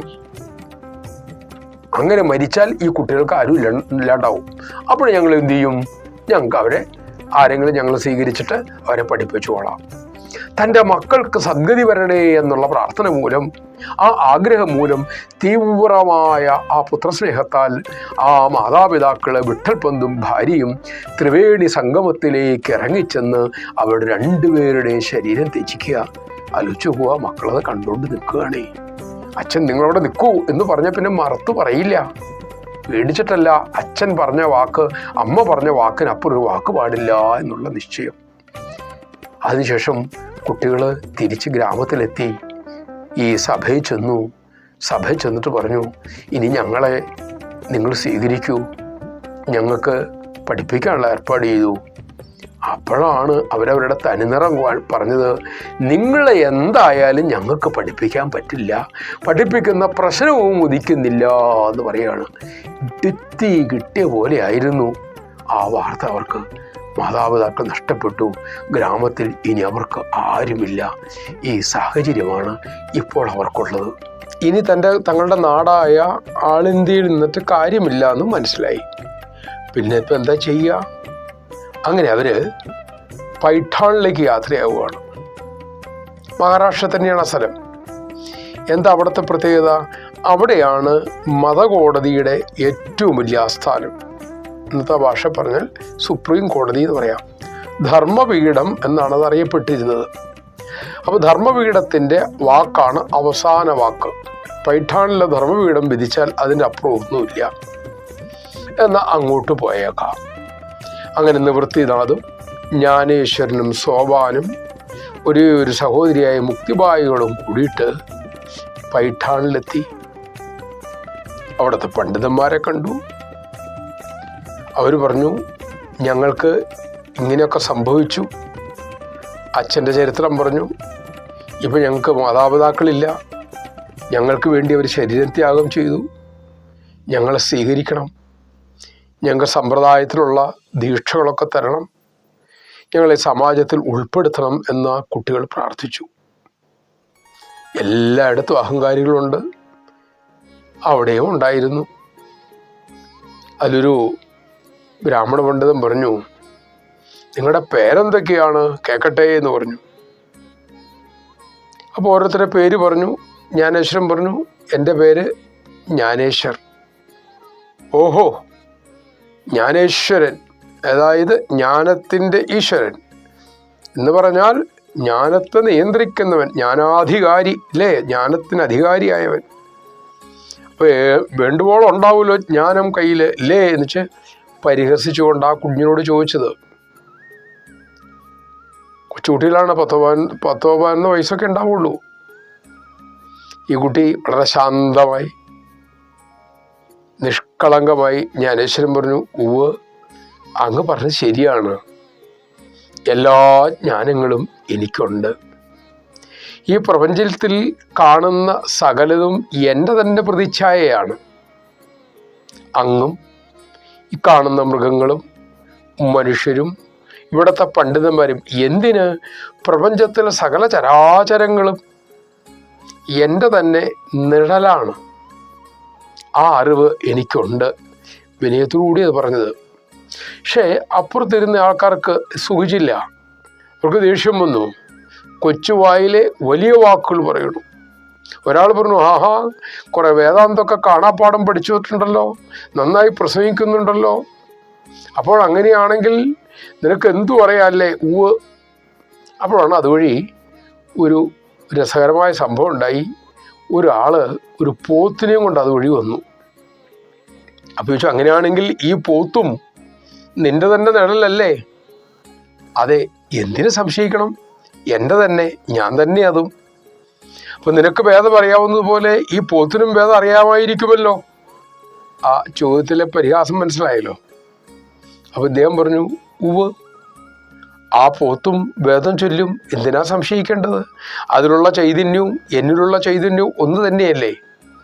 അങ്ങനെയാണെങ്കിൽ നിനക്കത്ര ജ്ഞാനമുള്ള സ്ഥിതിക്ക് ആ പോത്തിനെ കൊണ്ടൊന്ന് വേദം ചൊല്ലിക്കൂ, ഞങ്ങളൊന്ന് കേൾക്കട്ടെ. അപ്പോൾ തികഞ്ഞ പരിഹാസമായി. സ്വാഭാവികമായിട്ടും അതിൽ കുട്ടികൾ പരാജിതരായി തിരിച്ചു പോകുമല്ലോ. ജ്ഞാനേശ്വരൻ ശാന്തമായിട്ട് എഴുന്നേറ്റു, സദസ്സിനെ തൊഴുതു. ആണ് അറിവുള്ളവൻ്റെ വിനയം എപ്പോഴും അങ്ങനെയാണ്. അദ്ദേഹം വെല്ലുവിളിയൊന്നുമില്ല, തോപ്പിച്ച് കാണിച്ചു തരാന്നുള്ള ഭാവമില്ല. കാരണം അദ്ദേഹം ആരെ തോപ്പിക്കാനാ? അങ്ങനെ ചിന്തയില്ലല്ലോ. നേരെ പോത്തിൻ്റെ അടുത്ത് ചെന്നു, മെല്ലെ അതിനെ തൊട്ടു. എന്നിട്ട് പറഞ്ഞു, അല്ലയോ ബ്രഹ്മസ്വരൂപിയായ ആത്മസ്വരൂപിയായ മഹിഷമേ, മഹിഷം എന്ന് പറഞ്ഞ പോത്ത്, മഹിഷമേ, അങ്ങ് വേദം ചൊല്ലൂ. അങ്ങയ്ക്ക് ഇതറിയാമോ എന്ന കാര്യത്തിൽ ഇവിടുത്തെ ചില പണ്ഡിതന്മാർക്ക് സംശയമുണ്ട്. അവരുടെ സംശയം നിവർത്തിക്കാൻ വേണ്ടിയിട്ട് അങ്ങ് വേദം ചൊല്ലിയാലും. ഇദ്ദേഹത്തിൻ്റെ സ്പർശനം, ഈ ശാസനം, ഈ കൽപ്പന അത് കേട്ടതും പോത്തൊന്ന് തലയൊന്ന് കുടഞ്ഞു. അതിസുന്ദരമായി സ്ഫുടമായി തെറ്റുകളില്ലാതെ ഋഗ്വേദത്തിലെ ഒരു സൂക്തം ജീവിക്കാൻ തുടങ്ങി. ചുറ്റുമുള്ളവരുടെ അവസ്ഥ നിങ്ങളൊന്ന് ചിന്തിച്ച് നോക്കിയാൽ മതി. പണ്ഡിതന്മാർ ഞെട്ടിപ്പിടഞ്ഞെഴുന്നേറ്റു. ഇവരെല്ലാം ഓടി വന്ന് ഈ 4 കുട്ടികളെയും നമസ്കരിച്ചു. അവർ പറഞ്ഞു, അങ്ങ് മഹാജ്ഞാനിയാണ്, പണ്ഡിതനാണ്. നിങ്ങളെ എന്ത് പ്രായശ്ചിത്ത കർമ്മം ചെയ്ത് ഞങ്ങൾക്കിനി ശുദ്ധീകരിക്കാനാണ്? നിങ്ങളുടെ സ്പർശനം കൊണ്ടും സംഭാഷണം കൊണ്ടും ശുദ്ധരാകേണ്ടത് ഇപ്പോഴും ഞങ്ങളാ, നിങ്ങളല്ല. ഞങ്ങളോട് പൊറുക്കണം, ഇനി ഇവിടെ ഒരു നിമിഷം നിൽക്കാനില്ല എന്ന് പറഞ്ഞു. രസം എന്താ വെച്ചിട്ടുണ്ടെങ്കിൽ ഈ പോത്തിൻ്റെ ഉടമ ഒരു മുസ്ലിമാണേ. അപ്പം അദ്ദേഹം പറഞ്ഞു, എനിക്കിനി ഇതിനെ വേണ്ട എന്ന് പറഞ്ഞു. ഇതെങ്ങാനും വീട്ടിൽ ചെന്ന് ഇതുപോലൊക്കെ ചൊല്ലേ, എൻ്റെ അവസ്ഥ ഒന്ന് ആലോചിച്ച് നോക്കൂ. അതുകൊണ്ട് ഇതിനെന്താന്നുള്ള കുറച്ച് പൈസ ഇങ്ങോട്ട് തന്നിട്ടുണ്ടെങ്കിൽ ഞാൻ അതുകൊണ്ട് പൊക്കോളാം, ഇനി ഇതിനെ കൊണ്ട് ഞാൻ പോവില്ല എന്ന് പറഞ്ഞു. അപ്പോൾ അവിടെ ഉള്ളവരൊക്കെ കുറേയൊക്കെ ധാരാളം പണം സംഘടിപ്പിച്ചു. വരും വേദം ജീവിക്കണ പോത്തല്ലേ, ഇദ്ദേഹത്തിന് കൊടുത്തു. അതുകൊണ്ട് പോയി അദ്ദേഹം. ഈ പോത്തിന് ആർക്ക് വേണം? ആർക്കും പോത്തിന് വേണ്ട, പേടിയാണ്. ഒരിക്കൽ സരസമായിട്ടൊരു പ്രഭാഷണം പറഞ്ഞു, ഇതിനെ കൊണ്ടെങ്ങാനും പോയി വീട്ടിൽ ചെയ്ത് കൊണ്ടുപോയി കെട്ടിയിട്ടാൽ രാവിലെ നമ്മൾ വേദം ചെല്ലുമ്പോൾ തെറ്റി വന്ന പോത്ത് തിരുത്തി തന്നുള്ള അവസ്ഥ ഒന്ന് ആലോചിച്ച് നോക്കൂ. ഏതായാലും പിന്നീട് അതിന് അവിടെ ഒരു സമാധി മന്ദിരം ഉണ്ടായി എന്നൊക്കെയാണ് ചരിത്രം പറയുന്നത്. ഇതെന്താ വെച്ചിട്ടുണ്ടെങ്കിൽ ഒരു മഹാപുരുഷൻ, ഒരു ജ്ഞാനി, ആത്മസാക്ഷാത്കാരം കിട്ടിയ ഒരു വ്യക്തി എന്തിനോട് ആജ്ഞാപിച്ചാലും അത് നമ്മുടെ ദൃഷ്ടിയിൽ ജീവനുള്ളതോ ജീവനില്ലാത്തോ എന്തോ ആകട്ടെ, എല്ലാറ്റിൻ്റെ ഉള്ളിൽ ആ പരമ്പൊരുൾ പല വിധത്തിൽ കിടപ്പുണ്ട്. ചിലതിന് പ്രകാശം കൂടായിരിക്കും, ചിലതിന് പ്രകാശനം കുറവായിരിക്കുന്നേ ഉള്ളൂ. ഒരു ജ്ഞാനി ഇങ്ങനെ ചെയ്യൂ, ഇങ്ങനെ ആകട്ടെ എന്ന് പറഞ്ഞാൽ അതങ്ങനെ നടന്നേ തീരൂ. കാരണം ഈ മായയിൽ എന്തും സംഭവിക്കാം, സംഭവിപ്പിക്കാനും ഒരു ജ്ഞാനിക്ക് സാധിക്കും എന്നുള്ളത് പകല് പോലെ സത്യമാണ്. ആധ്യാത്മശാസ്ത്രം പഠിച്ചിട്ടുള്ളവർക്ക് ആ കാര്യത്തിൽ ഒട്ടും സംശയമില്ല. ഇങ്ങനെയൊക്കെ പറ്റുമോ എന്ന് ചോദിക്കുന്നവർക്ക് പലർക്കും ഈ ശാസ്ത്രത്തെക്കുറിച്ച് വ്യക്തമായ ഒരു ധാരണയില്ലാത്തതുകൊണ്ടാണ്. ഒരിക്കലും ഓർമ്മ വരുന്നത്, സത്യസായി ബാബ ഒരിക്കൽ നമ്മുടെ ഡോക്ടർ ഭഗവന്തത്തിന് ഒരു മോതിരം ഉണ്ടാക്കി കൊടുത്തു, സ്വർണ്ണമോതിരം. സത്യസായി ബാബ ഇങ്ങനെ വസ്തുക്കളൊക്കെ ഉണ്ടാക്കി കൊടുക്കുന്ന ആളാണെന്നുള്ള എല്ലാവരും കേട്ടിട്ടുണ്ട്. ഇദ്ദേഹത്തിന് സ്വർണ്ണമോതിരം ഉണ്ടാക്കി കൊടുത്തു. ഇദ്ദേഹം ശാസ്ത്രജ്ഞനാണ്. അപ്പം ഇദ്ദേഹത്തിന് സംശയം, ഇത് ശരിയായ സ്വർണം തന്നെയാണോ? അതറിയാൻ വേണ്ടി ഇദ്ദേഹം മുറി ചെന്നപ്പം ഈ സ്വർണം ലയിക്കുന്നൊരു ലായനിയുണ്ട്, ഹൈഡ്രോക്ലോറിക് ആസിഡും സൾഫൂരിക് ആസിഡും ചേർത്തുണ്ടാക്കുന്ന ഒരു മിശ്രിതമാണ്. അക്വാറീജിയ എന്നാണ് എൻ്റെ പേര്. അപ്പോൾ ആ ഒരു മിശ്രിതം ഉണ്ടാക്കിയിട്ട് അതിൽ ഇത് ലയിക്കുമെന്നറിയാൻ പരീക്ഷണം നടത്തുകയാണ്. ഇത് ചെയ്തുകൊണ്ടിരിക്കുമ്പോൾ വാതിൽ മുട്ട് കേട്ടു. ഇദ്ദേഹം കടന്നു വന്നോളൂ എന്ന് പറഞ്ഞു. പക്ഷെ അപ്രതീക്ഷിതമായിട്ട് കടന്നു വന്ന് ഇദ്ദേഹം പ്രതീക്ഷിക്കാത്ത ആളാ ഭഗവാൻ സത്യസായി ബാബ. ഇദ്ദേഹം പരിഭ്രമിച്ചു പോയി. സ്വാമി തന്ന മോതിരം എടുത്ത് പരീക്ഷണം നടത്തല്ലേ. ഭഗവാൻ ചിരിച്ചോണ്ട് പറഞ്ഞു, ആട്ടെ, നിന്റെ പരീക്ഷണം നടന്നോട്ടെ, എൻ്റെ സ്വർണം, അതായത് ഞാൻ ഉണ്ടാക്കിയ സ്വർണം നടത്തും, എൻ്റെ സ്വർണം നിന്റെ ഈ സൊല്യൂഷനിൽ ലയിക്കില്ല, അത് വേറെ സ്വർണ്ണമാണ്. അതെന്തുകൊണ്ടാന്ന് കേട്ടോളൂ. എൻ്റെ ഈ പ്രവർത്തനത്തിൻ്റെ പുറകിലും ഒരു ശാസ്ത്രമുണ്ട്. ആ ശാസ്ത്രം നിന്റെ ഭൗതിക ശാസ്ത്രത്തിൻ്റെ നിയമത്തിൽപ്പെടുന്നവയല്ല. ഞാൻ കാണിക്കുന്നത് സൂപ്പർ സയൻസ് ആയതുകൊണ്ട് അതിൻ്റെ നിയമവും സൂപ്പർ സയൻസിൻ്റെ നിയമങ്ങളാണ്. അതായത് ആധ്യാത്മിക ലോകത്തിലെ നിയമം ഒന്ന് വേറെ, നമ്മളിവിടെ ഈ 3 ഡയമെൻഷനിലൊക്കെ കിടന്ന് ജീവിക്കുന്നതിൻ്റെ നിയമം വേറെ ഒന്ന്. ഈ അറിവുണ്ടായാൽ ആവശ്യമില്ലാത്ത കുതർക്കങ്ങളിൽ നമ്മൾ ഏർപ്പെടില്ല. അറിയില്ലാത്തത് അറിയാൻ ശ്രമിക്കുകയാണ് വേണ്ടത്. നമുക്ക് മനസ്സിലാകാത്തതുകൊണ്ടും ഇന്നേവരെ അതാരും കണ്ടുപിടിച്ചിട്ടില്ലാത്തതുകൊണ്ടും അത് തെറ്റാണെന്ന് പറഞ്ഞുകൂടാ. അങ്ങനെ പറയുന്നത് ഒരിക്കലും ഒരു ശാസ്ത്രീയമായ സമീപനവും അല്ല. അപ്പോൾ ഈ സംഭവം കഴിഞ്ഞു. അങ്ങനെ ആ നാട്ടിലുള്ളവരെയും പൈഠാണിലെല്ലാവരും ഈ പിറ്റേ ദിവസം മുതൽ കുട്ടികളെ കാണാൻ ധാരാളം വരാൻ തുടങ്ങി. കുട്ടികൾ അവരോട് ആധ്യാത്മികൾ സംസാരിക്കാൻ തുടങ്ങി. പിന്നീട് വെച്ച് കുറേ പ്രഭാഷണങ്ങളൊക്കെ നടന്നു. ഒരു ചോദിക്കും, അതിൻ്റെ ഉത്തരമായിട്ട് ഈ ജ്ഞാനേശ്വരൻ ഓരോ കാര്യങ്ങൾ പറയും. നിവൃത്തിനാഥനാണ് മൂത്ത ജ്യേഷ്ഠനാണ് ഗുരുനാഥൻ. മറ്റു 2 സഹോദരങ്ങളും ഇങ്ങനെ ഇരുന്ന് കേൾക്കും. സമാധിസ്ഥരായിട്ടിരുന്ന് കേട്ട് ഇങ്ങനെ രസിച്ച് ആനന്ദിച്ചിരിക്കും. കുറേ കാലം അവിടെ താമസിച്ചതിന് ശേഷം ജ്ഞാനേശ്വരൻ യാത്രയായി. തിരിച്ചവർ ആളിന്ത്യയിലേക്ക് പോകാൻ തീരുമാനിച്ചു. ഇപ്പോൾ അവിടുത്തെ പ്രശ്നമൊക്കെ തീർന്നു കാണും. ഇവിടുന്ന് ഈ വാർത്തയൊക്കെ അവിടെ എത്തി കാണുമല്ലോ. അങ്ങനെ തിരിച്ചു പോകാൻ തുടങ്ങി. പോകുന്ന വഴിക്ക് അവർ പലയിടത്തും തങ്ങുന്നുണ്ട്. അങ്ങനെ ഒരു ക്ഷേത്രമാണ് ആദിമായ ക്ഷേത്രം. അവിടെ അവർ തങ്ങി. അഹമ്മദ് നഗറിലാണ് ആ ക്ഷേത്രം ഉള്ളത്. അവിടെ തങ്ങുകയാണ്. അവിടെ കുറേ കാലം ഉണ്ടായിരുന്നു. അവിടെ വെച്ച് നിവൃത്തിനാഥൻ, അതായത് ഇദ്ദേഹത്തിൻ്റെ മൂത്ത ജ്യേഷ്ഠൻ, അതായത് ഗുരുനാഥൻ കൂടിയായ നിവൃത്തിനാഥ് പറഞ്ഞു, അനുജനോട് പറഞ്ഞു, ഇനി നീ ഗീതയെക്കുറിച്ച് ഇവിടെ ഉള്ളവർക്ക് പറഞ്ഞു കൊടുക്കൂ. അപ്പോൾ 15 വയസ്സാണ്. അങ്ങനെ അവിടെ വെച്ച് ഗീതയെ വ്യാഖ്യാനിക്കാൻ തുടങ്ങുകയാണ്. എങ്ങനെയാണ്? ഒരു ഗീതാശ്രവം ചൊല്ലും.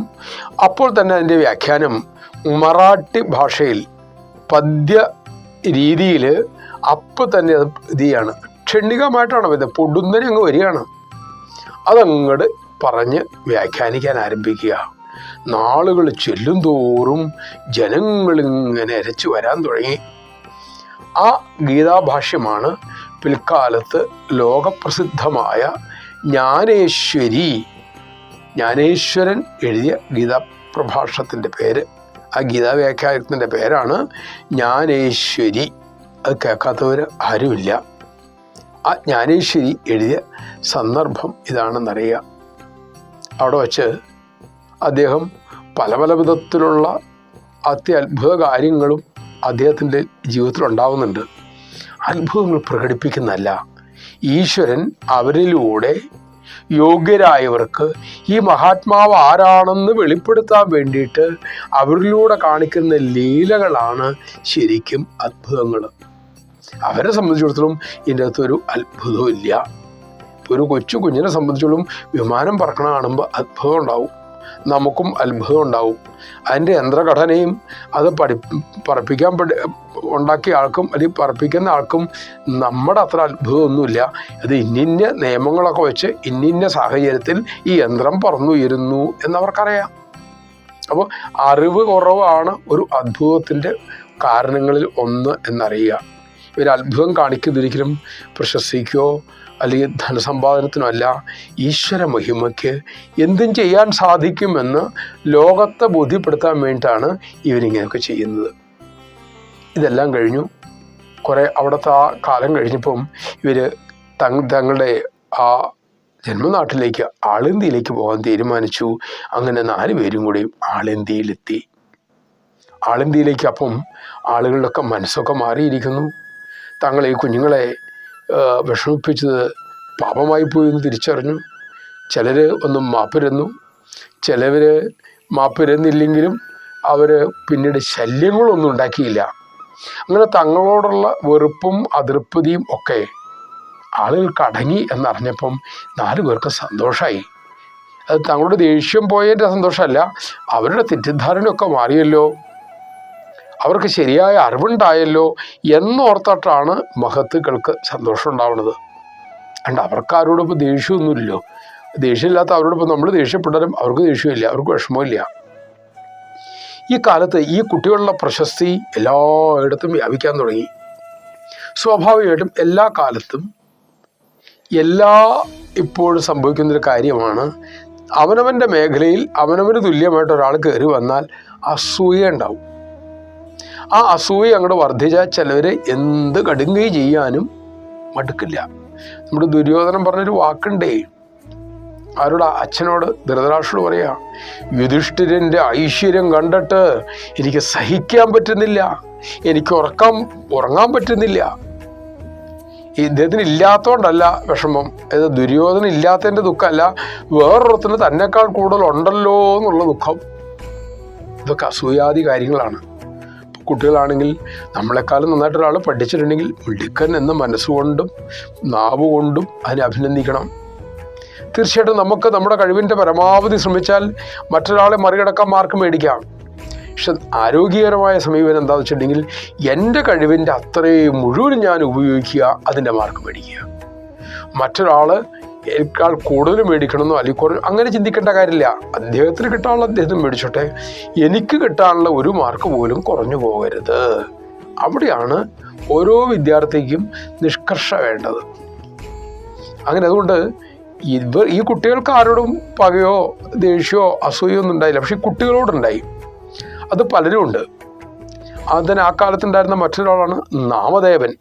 നമുക്കിനി ഈ വന്ദേ ഗുരുപരമ്പരാ പദ്ധതിയിൽ നാമദേവനെ കുറിച്ച് നമുക്ക് പറയാനുണ്ട്. നാമദേവൻ്റെ പ്രത്യേകമായിട്ട് പറയാം. നാമദേവൻ ഈ കാലഘട്ടത്തിൽ ജീവിച്ചിരുന്നയാളാണ്. ഇവർ ഒരുമിച്ച് ധാരാളം യാത്ര ചെയ്തിട്ടുണ്ട്, ജ്ഞാനേശ്വരനും നാമദേവനും. കുറച്ചും കൂടെ പോകുമ്പോൾ നമുക്ക് ആ കഥയൊക്കെ അനുസ്മരിക്കാം. അപ്പം നാമദേവൻ പറയാറുണ്ട്, ഞാൻ ഈ ജ്ഞാനേശ്വരൻ്റെ ശിഷ്യനാണ് എന്ന് പറയുന്നതിൽ അഭിമാനിച്ചിരുന്നയാളാണ്. അത്ര മഹാത്മാവായിരുന്നു നാമദേവനെ പോലുള്ള മഹാത്മാവാണ് പറഞ്ഞത്. ഇതിനെതിരായിരുന്നു ചാങ്ദേവനെ പോലെയുള്ള ആൾക്കാർ.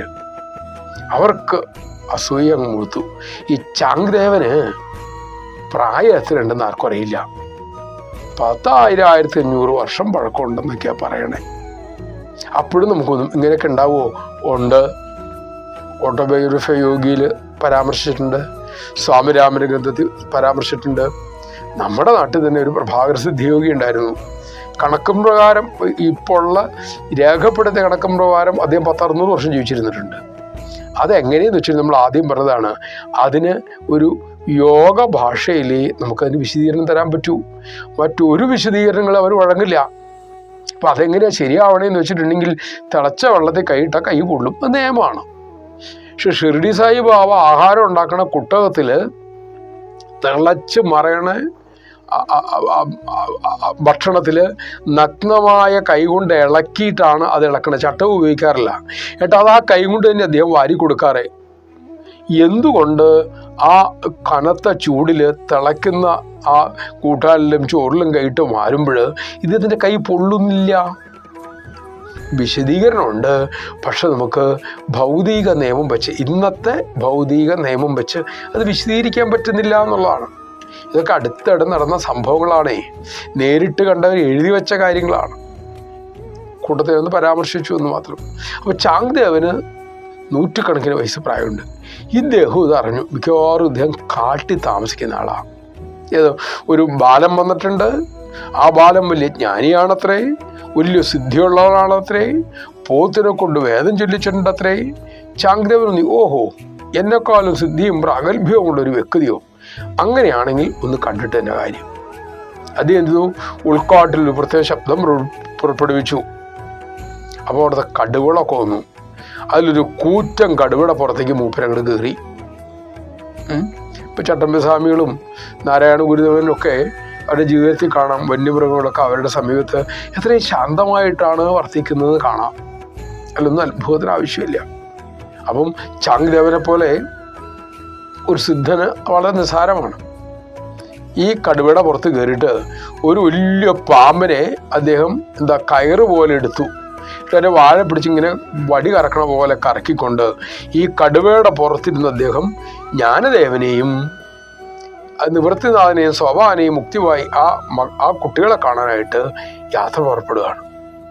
അപ്പോൾ ഇദ്ദേഹത്തിൻ്റെ കൂടെ നൂറ്റുകണക്കിന് ശിഷ്യന്മാരുണ്ട്. കുറേ 100-300 ശിഷ്യന്മാരും ഇദ്ദേഹത്തിൻ്റെ കൂടെ യാത്രയായി. അപ്പോൾ ആ രംഗം ഒന്ന് ആലോചിച്ച് നോക്കൂ. ഗുരുനാഥൻ, ഒരു കൂറ്റൻ ശരീരമുള്ള ഒരാൾ, ഒരു കടുവയുടെ പുറത്ത് കയറി നാട്ടിൻപുറത്തേക്ക് വരികയാണേ. എന്തൊരു ഭീകരമായ രംഗ. അപ്പോൾ പോണ വഴിക്ക് ചാങ്ദേവൻ ഇങ്ങനെ മനസ്സിൽ വിചാരിച്ചു, എന്നെ ഈ പരുവത്തിൽ കാണുമ്പം എൻ്റെ ഈ മഹാസിദ്ധി കണ്ട് ജ്ഞാനേശ്വരൻ ഭയക്കും, എൻ്റെ ശിഷ്യനാകും. മറ്റുള്ള ഇദ്ദേഹത്തിൻ്റെ ചാങ്ദേവൻ്റെ ശിഷ്യന്മാർ വിചാരിച്ചു, നമ്മുടെ ഗുരുവിൻ്റെ ഈ പ്രകടനം കാണുന്നതോടെ ആ പയ്യൻ്റെ ഗ്യാസ് തീരും. അങ്ങനെ ഇവരങ്ങോട്ട് പുറപ്പെട്ടു. ഈ സമയം അളിന്തിയിലെ അവരുടെ വീട്ടിൻ്റെ പുറത്തൊരു മതിലുണ്ട്. ചെറിയ അരമതിൽ പൊക്കമുള്ളൂ. ഇതിൻ്റെ മുകളിൽ കുട്ടികൾ 4 പേര് ഇരിക്കുകയാണ്. നിവൃത്തിനാഥനും സോപാനും ജ്ഞാനേശ്വരനും മുക്തിവായും ഇവിടെ ഇരിക്കുകയാണ്. അങ്ങനെ അവർക്ക് ലോകത്തിൻ്റെ അടുത്ത് എവിടെ നടന്നാലും അവർ അറിയണമെന്ന് ആഗ്രഹിച്ച് അറിയാൻ പറ്റും. പെട്ടെന്ന് മുക്തബായി പറഞ്ഞു, അല്ലയോ ജ്യേഷ്ഠ, നമ്മുടെ ചാങ്ദേവൻ എന്ന മഹായോഗി അങ്ങയെ കാണാനായിട്ട് ഇങ്ങോട്ട് പുറപ്പെട്ടല്ലോ എന്ന് പറഞ്ഞു. പുറക്കെ എവിടെ നിന്നാലും എന്തും അറിയാൻ പറ്റുന്ന ആളാണ്. ഇത് കേട്ടപ്പോൾ നിവൃത്തിനാഥ് പറഞ്ഞു, അദ്ദേഹത്തെ പോലൊരു മഹാത്മാവ് നമ്മളെ കാണാൻ വരുമല്ലോ ചെയ്യുക, നമ്മൾ അങ്ങോട്ട് പോയി കാണുകയല്ലേ വേണ്ടത് എന്ന് പറഞ്ഞു. അപ്പോൾ രണ്ടാമത്തെ അദ്ദേഹം ആരാ, നമ്മുടെ സോപാൻ പറഞ്ഞു, അല്ലിപ്പം നമ്മൾ 4 പേരും കൂടെ ഇപ്പം എങ്ങനെയാ പോകുക? ജ്ഞാനേശ്വരൻ പറഞ്ഞു, നിങ്ങളുടെ കൽപ്പന പ്രകാരം നമുക്ക് പോകാലോ, അതിനെന്താ ബുദ്ധിമുട്ട്? അതിനുശേഷം താൻ ഇരുന്ന അരമതിലിൽ പതുക്കെ തട്ടിക്കൊണ്ട് പറഞ്ഞു, അല്ലയോ ആത്മസ്വരൂപമേ, നീ ഞങ്ങളെ ചാങ്ദേവൻ്റെ അടുത്തേക്കൊന്ന് കൊണ്ടുപോകാമോ? കാരണം അദ്ദേഹം ഇത്രയും ദൂരം ഞങ്ങളെ കാണാൻ വരുന്നത് ശരിയല്ലല്ലോ. കുറച്ച് നമ്മൾ അങ്ങോട്ട് ചെല്ലുകയാണെങ്കിൽ അങ്ങോട്ട് ചെന്ന് സ്വീകരിച്ചു നായില്ലേ. മാത്രമല്ല അദ്ദേഹത്തിൻ്റെ കൂടെ കൂടുതൽ നടത്തിക്കാതെ നമുക്ക് ബുദ്ധിമുട്ടും ഒഴിവാക്കാമല്ലോ, അദ്ദേഹത്തിൻ്റെ ബുദ്ധിമുട്ട് ഒഴിവാക്കാമല്ലോ എന്ന് പറഞ്ഞു. ഇത് പറഞ്ഞ് ആ മതിലെ പെട്ടെന്ന് ഇങ്ങനെ മെല്ലെ 1-2 പ്രാവശ്യം തട്ടി. മതിൽ മെല്ലെ ഒന്ന് ഇളകി, പിന്നീട് ഒന്ന് മാറി. പിന്നീട് ഈ 4 പേരെയും വഹിച്ചുകൊണ്ട് ആ മതിലിൻ്റെ അത്രയും ഭാഗം മെല്ലെ നീങ്ങാൻ തുടങ്ങുകയാണ്. നിമിഷങ്ങൾ കഴിയും തോറും ഇതിൻ്റെ വേഗത കൂടിക്കൊണ്ടേയിരുന്നു. പിന്നീട് സാമാന്യ നല്ല വേഗതയിൽ ഈ മതില് ഈ 4 പേരെയും വഹിച്ചുകൊണ്ട് ചാങ്ദേവൻ പുറപ്പെട്ട ദിക്കിലേക്ക് യാത്ര ആരംഭിച്ചു. മുന്നോട്ട് പോകും തോറും മതിലിൻ്റെ വേഗം കൂടിക്കൊണ്ടിരുന്നു. പിന്നീടത് മിന്നൽ പിണർ പോലെ പാഞ്ഞു എന്നാണ് ജ്ഞാനദേവൻ്റെ കഥ പറയുന്നവർ പറയുക. അതിവേഗതയിൽ അത് കുതിച്ചു പായാണ്. എങ്ങോട്ട്? കാരണം അദ്ദേഹത്തിന് മഹാത്മാവിൻ്റെ കൽപ്പനയുണ്ട് മതിലിന്. എന്താ കൽപ്പന? ചാങ്ദേവൻ്റെ അടുത്ത് പോയി നമുക്ക് അദ്ദേഹത്തെ കാണണം. വഴിയൊക്കെ അവർ കണ്ടുപിടിച്ചോളും. മതിലിനൊക്കെ സ്വന്തം GPS ഉണ്ട് ഒരു മഹാത്മാവ് പറഞ്ഞു കഴിഞ്ഞാൽ. ഈ സമയം കടുവപ്പുറത്ത് കയറിയിട്ട് ചാങ്ദേവൻ പാമ്പിനെയും ചുഴറ്റിക്കൊണ്ട് ഇങ്ങോട്ടും കുതിക്കുകയാണ്. ദൂരെ നിന്ന് തന്നെ ഈ മതിൽ വരുന്നതിൻ്റെ ഉഗ്രമായ കാറ്റടിക്കുന്ന ആ അനുഭവം ചാങ്ദേവനും സംഘത്തിനുണ്ടായി. വലിയൊരു കാറ്റ് വരുന്നത് എന്താണ് എന്നറിയാനായിട്ട് അദ്ദേഹം വളരെ വിസ്മയത്തോടുകൂടി മുന്നോട്ട് നോക്കി. അദ്ദേഹം സിദ്ധനാണല്ലോ, അദ്ദേഹത്തിനോട് തന്നെ കാര്യം മനസ്സിലായി. അപ്പോഴത്തേക്കും ഈ 4 പേരെയും വഹിച്ചുകൊണ്ടുള്ള മതിൽ അതിവേഗതയിൽ ചാങ്ദേവൻ്റെ സമീപത്തേക്ക് വരിക. ഉടൻ തന്നെ അദ്ദേഹം കടുവയോട് നിൽക്കാനായിട്ട് ആജ്ഞാപിച്ചു. കടുവ പരിഭ്രമിച്ചു പോയി ഈ വരവ് കണ്ടിട്ട് അതവിടെ ഉടൻ തന്നെ നിന്നു. അപ്പോഴേക്കും ഈ മതിലിൽ യാത്ര ചെയ്ത ഈ 4 പേരും അവിടെ ഇറങ്ങി. മതിലവിടെ നിന്നു. 4 പേരും അവിടെ നിന്ന് പുറത്തേക്ക് ഇറങ്ങിയിട്ട് ജ്ഞാനദേവൻ തൊഴുകയുമായിട്ട് നമ്മുടെ ചാങ്ദേവൻ്റെ അടുത്ത് നിന്നിട്ട് പറഞ്ഞു, അങ്ങ് ഞങ്ങളെ കാണാൻ പുറപ്പെട്ട വിവരം സഹോദരി പറയുകയുണ്ടായി. അപ്പം ജ്യേഷ്ഠൻ കൽപ്പിച്ചു, അങ്ങയെപ്പോലൊരു മഹാത്മാവിനെ ഇങ്ങോട്ട് വരുത്തുന്നത് ശരിയല്ല, അങ്ങോട്ട് പോയി കാണാം എന്ന് പറഞ്ഞു. ഇപ്പം ജ്യേഷ്ഠൻ്റെ കൽപ്പന കേട്ടപ്പോൾ അതനുസരിക്കുകയാണല്ലോ ശിഷ്യനായ എൻ്റെ ഉത്തരവാദിത്വം. അങ്ങനെയാണ് ഞങ്ങൾ ഇങ്ങോട്ട് യാത്രയായത്. എന്താണാവോ അങ്ങ് ഞങ്ങളെ കാണാൻ വന്നതിൻ്റെ ആവശ്യം? എന്തിനാണ് ഞങ്ങളെ കാണാൻ അങ്ങ് പുറപ്പെട്ടത്? കൽപ്പിച്ചാലും എന്ന് പറഞ്ഞു. ഇത് കേട്ടുകൂടി ചാങ്ദേവൻ അങ്ങോട്ട് വല്ലാതെയായി, വിഷമത്തിലായി. കാരണം മഹാസിദ്ധൻ എന്ന് കരുതിയ ഈ ജ്ഞാനേശ്വരന് ഇത്രയും വിനയത്തിൻ്റെ മൂർത്തിയാണെന്ന് അദ്ദേഹത്തിന് മനസ്സിലായില്ലായിരുന്നു. മാത്രമല്ല, ചാങ്ദേവന് ഒരു കാര്യം മനസ്സിലായി, തൻ്റെ സിദ്ധികളൊന്നും തൻ്റെ ആധ്യാത്മികതയുടെ ലക്ഷണമല്ല. ഇതൊക്കെ പ്രകടനമാണ്, തൻ്റെ അഹങ്കാരത്തിൻ്റെ ലക്ഷണമാണ്. ആധ്യാത്മികമായി ഒരുവൻ ഉയർന്നതിൻ്റെ രഹസ്യം അല്ലെങ്കിൽ അതിൻ്റെ തെളിവ് എന്ന് പറഞ്ഞാൽ അവൻ്റെ സ്വഭാവ മഹിമയാണ്, അവൻ്റെ ശാന്തതയാണ്, എല്ലാവരോടുമുള്ള സ്നേഹമാണ്, സേവന മനോഭാവമാണ്. ഈ മഹാസിദ്ധനായ ജ്ഞാനേശ്വരൻ എത്ര വിനയത്തോടു കൂടിയാണ് അല്പനായ തൻ്റെ അടുത്ത് വന്ന് ഇങ്ങനെ വിനയപൂർവ്വം പെരുമാറിയത്. ചാങ്ദേവൻ സിദ്ധനായതുകൊണ്ട്, അദ്ദേഹത്തിന് ഈ മഹാത്മ്യം മനസ്സിലായതുകൊണ്ട് അദ്ദേഹം സാഷ്ടാംഗം അങ്ങോട്ട് നമസ്കരിച്ചു. 15 ഇത്ര വയസ്സുള്ളൂ എന്ന് ആലോചിച്ചോളൂ കേട്ടോ. സാഷ്ടാംഗം അങ്ങ് നമസ്കരിച്ചു. പറഞ്ഞു, പ്രഭു ക്ഷമിക്കണം, ഞാനെന്തോ അഹങ്കാരം കൊണ്ട് ഇങ്ങനെയൊക്കെ കാണിച്ചു, എന്നോട് പൊറുക്കണം. എനിക്കിപ്പോൾ എൻ്റെ അകക്കണ്ണ് തുറന്നു. അതിനുശേഷം ചാങ്ദേവൻ തൻ്റെ ഗുരുസ്ഥാനത്ത് ഇദ്ദേഹത്തെ കാണുകയും ജ്ഞാനേശ്വരനെക്കുറിച്ച് അതിഗംഭീരമായൊരു സ്തുതി രചിക്കുകയും ചെയ്തു. ഏകദേശം 65ഓളം ശ്ലോകമുണ്ട്. ചാങ്ദേവസ്പൃഷ്ടി എന്നാണ് ആ സ്തോത്രകാവ്യം അറിയപ്പെടുന്നത്. പിന്നീട് അദ്ദേഹത്തിന് വേണ്ട ഉപദേശങ്ങളും നിർദ്ദേശങ്ങളും ഒക്കെ കൊടുത്തിട്ട് ചാങ്ദേവനും കുടുംബവും, പിന്നീട് കുടുംബം എന്ന് വെച്ചാൽ ആ സഹോദരങ്ങളും തിരിച്ചു പോയി ആളുകൾക്ക് ജ്ഞാനോദയമൊക്കെ കൊടുത്ത് ഇങ്ങനെ സഞ്ചരിക്കുകയാണ്. ഏകദേശം 1 വർഷം കഴിഞ്ഞപ്പോൾ ഇദ്ദേഹത്തിന് തോന്നി, അപ്പം ഇദ്ദേഹത്തിൻ്റെ പ്രധാന ജോലിയൊക്കെ കഴിഞ്ഞു, ജ്ഞാനേശ്വരി ഭാഷ എഴുതി കഴിഞ്ഞു, ആത്മാനുഭവം എഴുതി കഴിഞ്ഞു, ധാരാളം പേർക്ക് ഉപദേശങ്ങൾ കൊടുത്ത് അവരെ ധന്യരാക്കി. എന്നാൽ ഒന്ന് തീർത്ഥാടനം പോയേക്കാം എന്ന് തീരുമാനിച്ചു. എല്ലാ മഹാത്മാക്കളുടെയും ജീവിതത്തിൽ നമുക്കത് കാണാം. എല്ലാ അവതാര പുരുഷന്മാരും സദ്ഗുരുക്കന്മാരും അവരുടെ ആ ഒരു അവതാര ദൗത്യത്തിൻ്റെ ഭാഗമായി അന്ന് പോകാവുന്ന ദിക്കിലൊക്കെ, അതാത് കാലത്ത് പോകേണ്ട ദിക്കിലൊക്കെ പോകും. എന്തിനാണ് അവർ പോകുന്നതെന്ന് വെച്ചിട്ടുണ്ടെങ്കിൽ ദീപം കൊണ്ടാണ് അവർ പോകുന്നത്. എന്ത് ദീപം? ജ്ഞാനദീപം.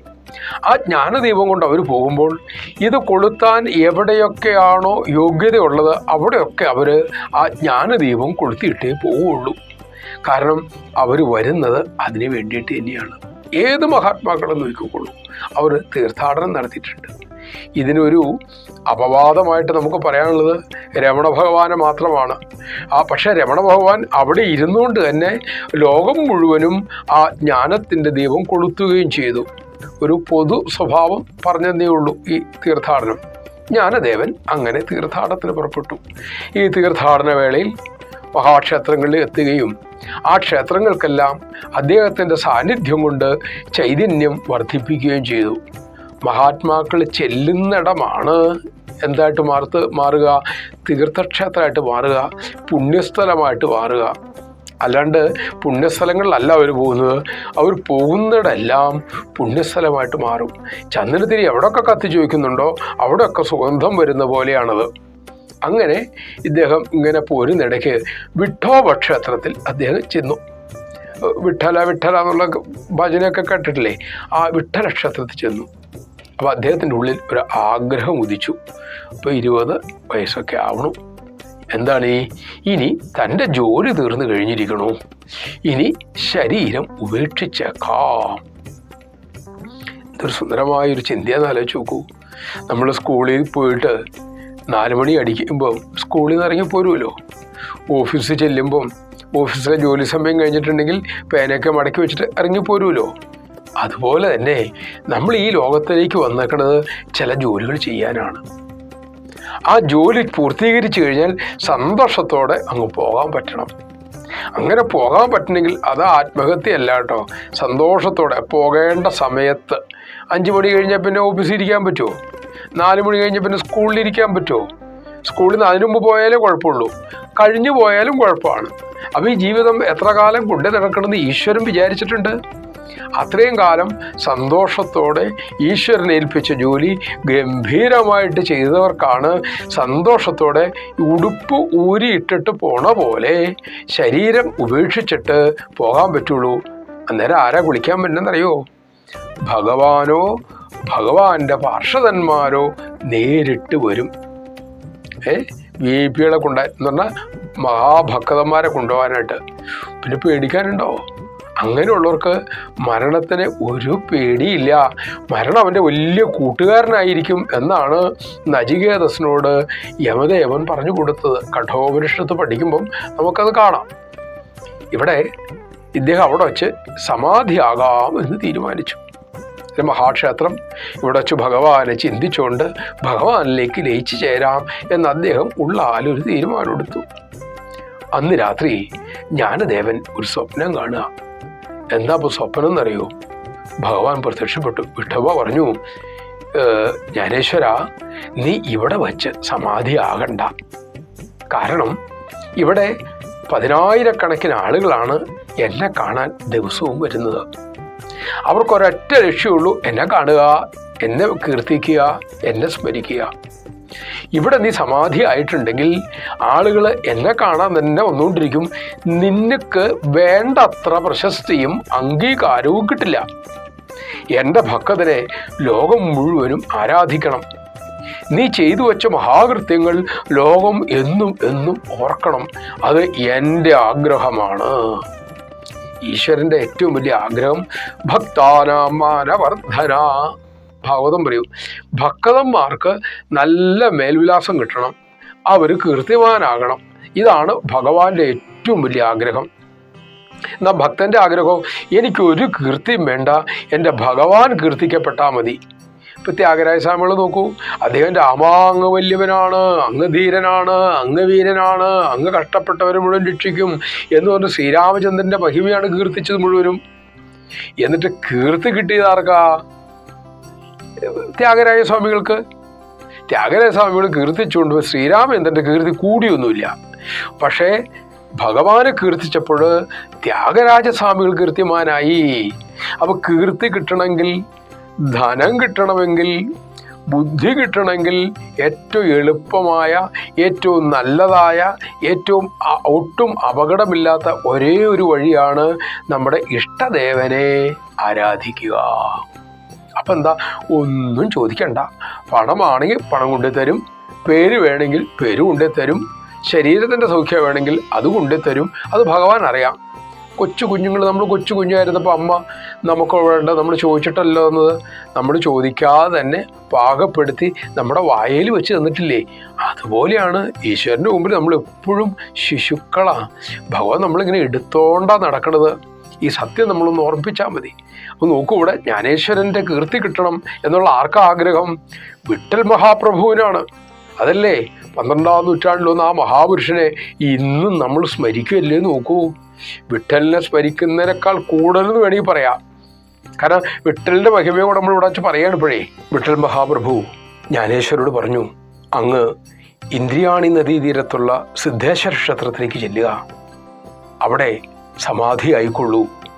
അങ്ങയെ അവിടെ കാണാൻ ലക്ഷോപലക്ഷം ജനങ്ങൾ വരും. അങ്ങയെക്കുറിച്ച് അവർ കീർത്തിക്കും. അങ്ങയുടെ ഭക്തി മാറിയായിട്ടെടുക്കും. അങ്ങയുടെ ജ്ഞാനഗംഗയിൽ അവർ നീന്തി തുടിക്കും. അങ്ങനെ ലോകത്തിന് ഒരു പുതു വെളിച്ചം വീണ്ടും ലഭിക്കും. അതുകൊണ്ട് അങ്ങോട്ട് യാത്രയാകുക. അങ്ങനെ ജ്ഞാനേശ്വരൻ ഭഗവാന്റെ കൽപ്പന പ്രകാരം ആളിന്ത്യയിലേക്ക് മടങ്ങി. അവിടെ തനിക്ക് പറ്റുന്ന ഒരു സ്ഥലം കണ്ടെത്തി സിദ്ധേശ്വര ക്ഷേത്രത്തിൽ. അവിടെ അദ്ദേഹം തനിക്ക് വേണ്ടുന്ന സമാധി സ്ഥലം കണ്ടെത്തി. അവിടെ സമാധി അറയുണ്ടാക്കി. ഇനി ജീവൽ സമാധി എന്നാ പറയുക. അതിൻ്റെ അകത്ത് കയറിയിരുന്നു. 1276 ഇതിലാണ്, ഒരു ഒക്ടോബർ 15-ാം തീയതിയാണ് ഈ ദിവസം. അദ്ദേഹം അവിടെ ഇരുന്നു. അദ്ദേഹം അവിടെ ആസനസ്ഥനായിട്ടിരുന്നപ്പോൾ അദ്ദേഹത്തിൻ്റെ ചുറ്റും ഈ കല്ലുകൾ വച്ച് കെട്ടി ആ സമാധി അങ്ങോട്ട് അടക്കിയാണ്. ആണ് ജീവൽ സമാധി എന്ന് പറയും. അത് കാണുമ്പം മറ്റുള്ള സഹോദരങ്ങൾക്ക് വിഷമമൊന്നും ഉണ്ടായി എന്ന് ധരിക്കരുത്. കാരണം അവർ വലിയൊരു യോഗാവസ്ഥയിലേക്ക് പ്രവേശിക്കുക എന്നുള്ള അറിവുള്ളത് കൊണ്ട് അവർക്ക് പരിഭ്രമമൊന്നുമില്ല. അങ്ങനെ അദ്ദേഹം ജീവൽ സമാധിയായി. പിന്നീട് 7 മാസം കഴിഞ്ഞപ്പോൾ നിവൃത്തിനാഥും മുക്താബായിയും സോപാനും ഇതേപോലെ തന്നെ ശരീരം ത്യജിച്ചു. അന്ന് മുതൽ ഇന്ന് വരെ ആ ജ്ഞാനേശ്വര മഹാപ്രഭുവിൻ്റെ കീർത്തി ലോകമെമ്പാടും അറിയപ്പെട്ടുകൊണ്ടിരിക്കുകയാണ്. ഇടക്കാലത്ത് അതിന് ചെറിയ ക്ഷീണം വന്നപ്പോൾ ഏകനാഥൻ എന്ന് പറഞ്ഞൊരു മഹാത്മാവുണ്ട്. അദ്ദേഹത്തിൻ്റെ കഥ നമുക്ക് പിന്നീട് പറയാം. ഈ ഏകനാഥ പ്രഭുവിന് ഭഗവാൻ ദർശനത്തിൽ കൊടുത്തിട്ട്, ഈ ജ്ഞാനേശ്വരൻ ദർശനം കൊടുത്തു. ഒരിക്കൽ സ്വപ്ന ദർശനം കൊടുത്തിട്ട് പറഞ്ഞു, നോക്കൂ, ആളിന്ത്യയിൽ എൻ്റെ സമാധി പീഠത്തിൻ്റെ മുകളിൽ ഒരു ആല് വളരുന്നുണ്ട്. അതിൻ്റെ വേര് താഴത്തേക്ക് വളരുന്നു. എന്നെ അത് ബുദ്ധിമുട്ടിക്കുന്നുണ്ട്. അവിടം പോയി വൃത്തിയാക്കൂ എന്ന് പറഞ്ഞു. അങ്ങനെ ഏകനാഥൻ അന്വേഷിച്ച് ചെന്നപ്പം ഇത് കണ്ടെത്തുകയും അത് വൃത്തിയാക്കുകയും ചെയ്തു. ഏതായാലും ഇപ്പോഴത് ഗംഭീരമായിട്ട് അവിടെ സംരക്ഷിക്കുന്നുണ്ട്. പറ്റുന്നവരൊക്കെ അവിടെ പോയി തൊഴണം, വന്ദിക്കണം. പറ്റുമെങ്കിൽ കൂടെ ഒരു ജ്ഞാനേശ്വരി പുസ്തകവും കൊണ്ടുപോകണം. ആ സന്നിധിയിലിരുന്ന് കുറച്ചെങ്കിലും 1-2 ശ്ലോകമെങ്കിലും വായിച്ച് ജ്ഞാനേശ്വരൻ എഴുതിയ ആ വ്യാഖ്യാനവും വായിക്കണം. പെട്ടെന്ന് തന്നെ അവിടെ വച്ച് ആ ശ്ലോകത്തിൻ്റെ സാരം, താല്പര്യം ആ മഹാഗുരുവിൻ്റെ കൃപയാൽ നമുക്കുണ്ടാകുകയും ചെയ്യും. നമസ്തേ.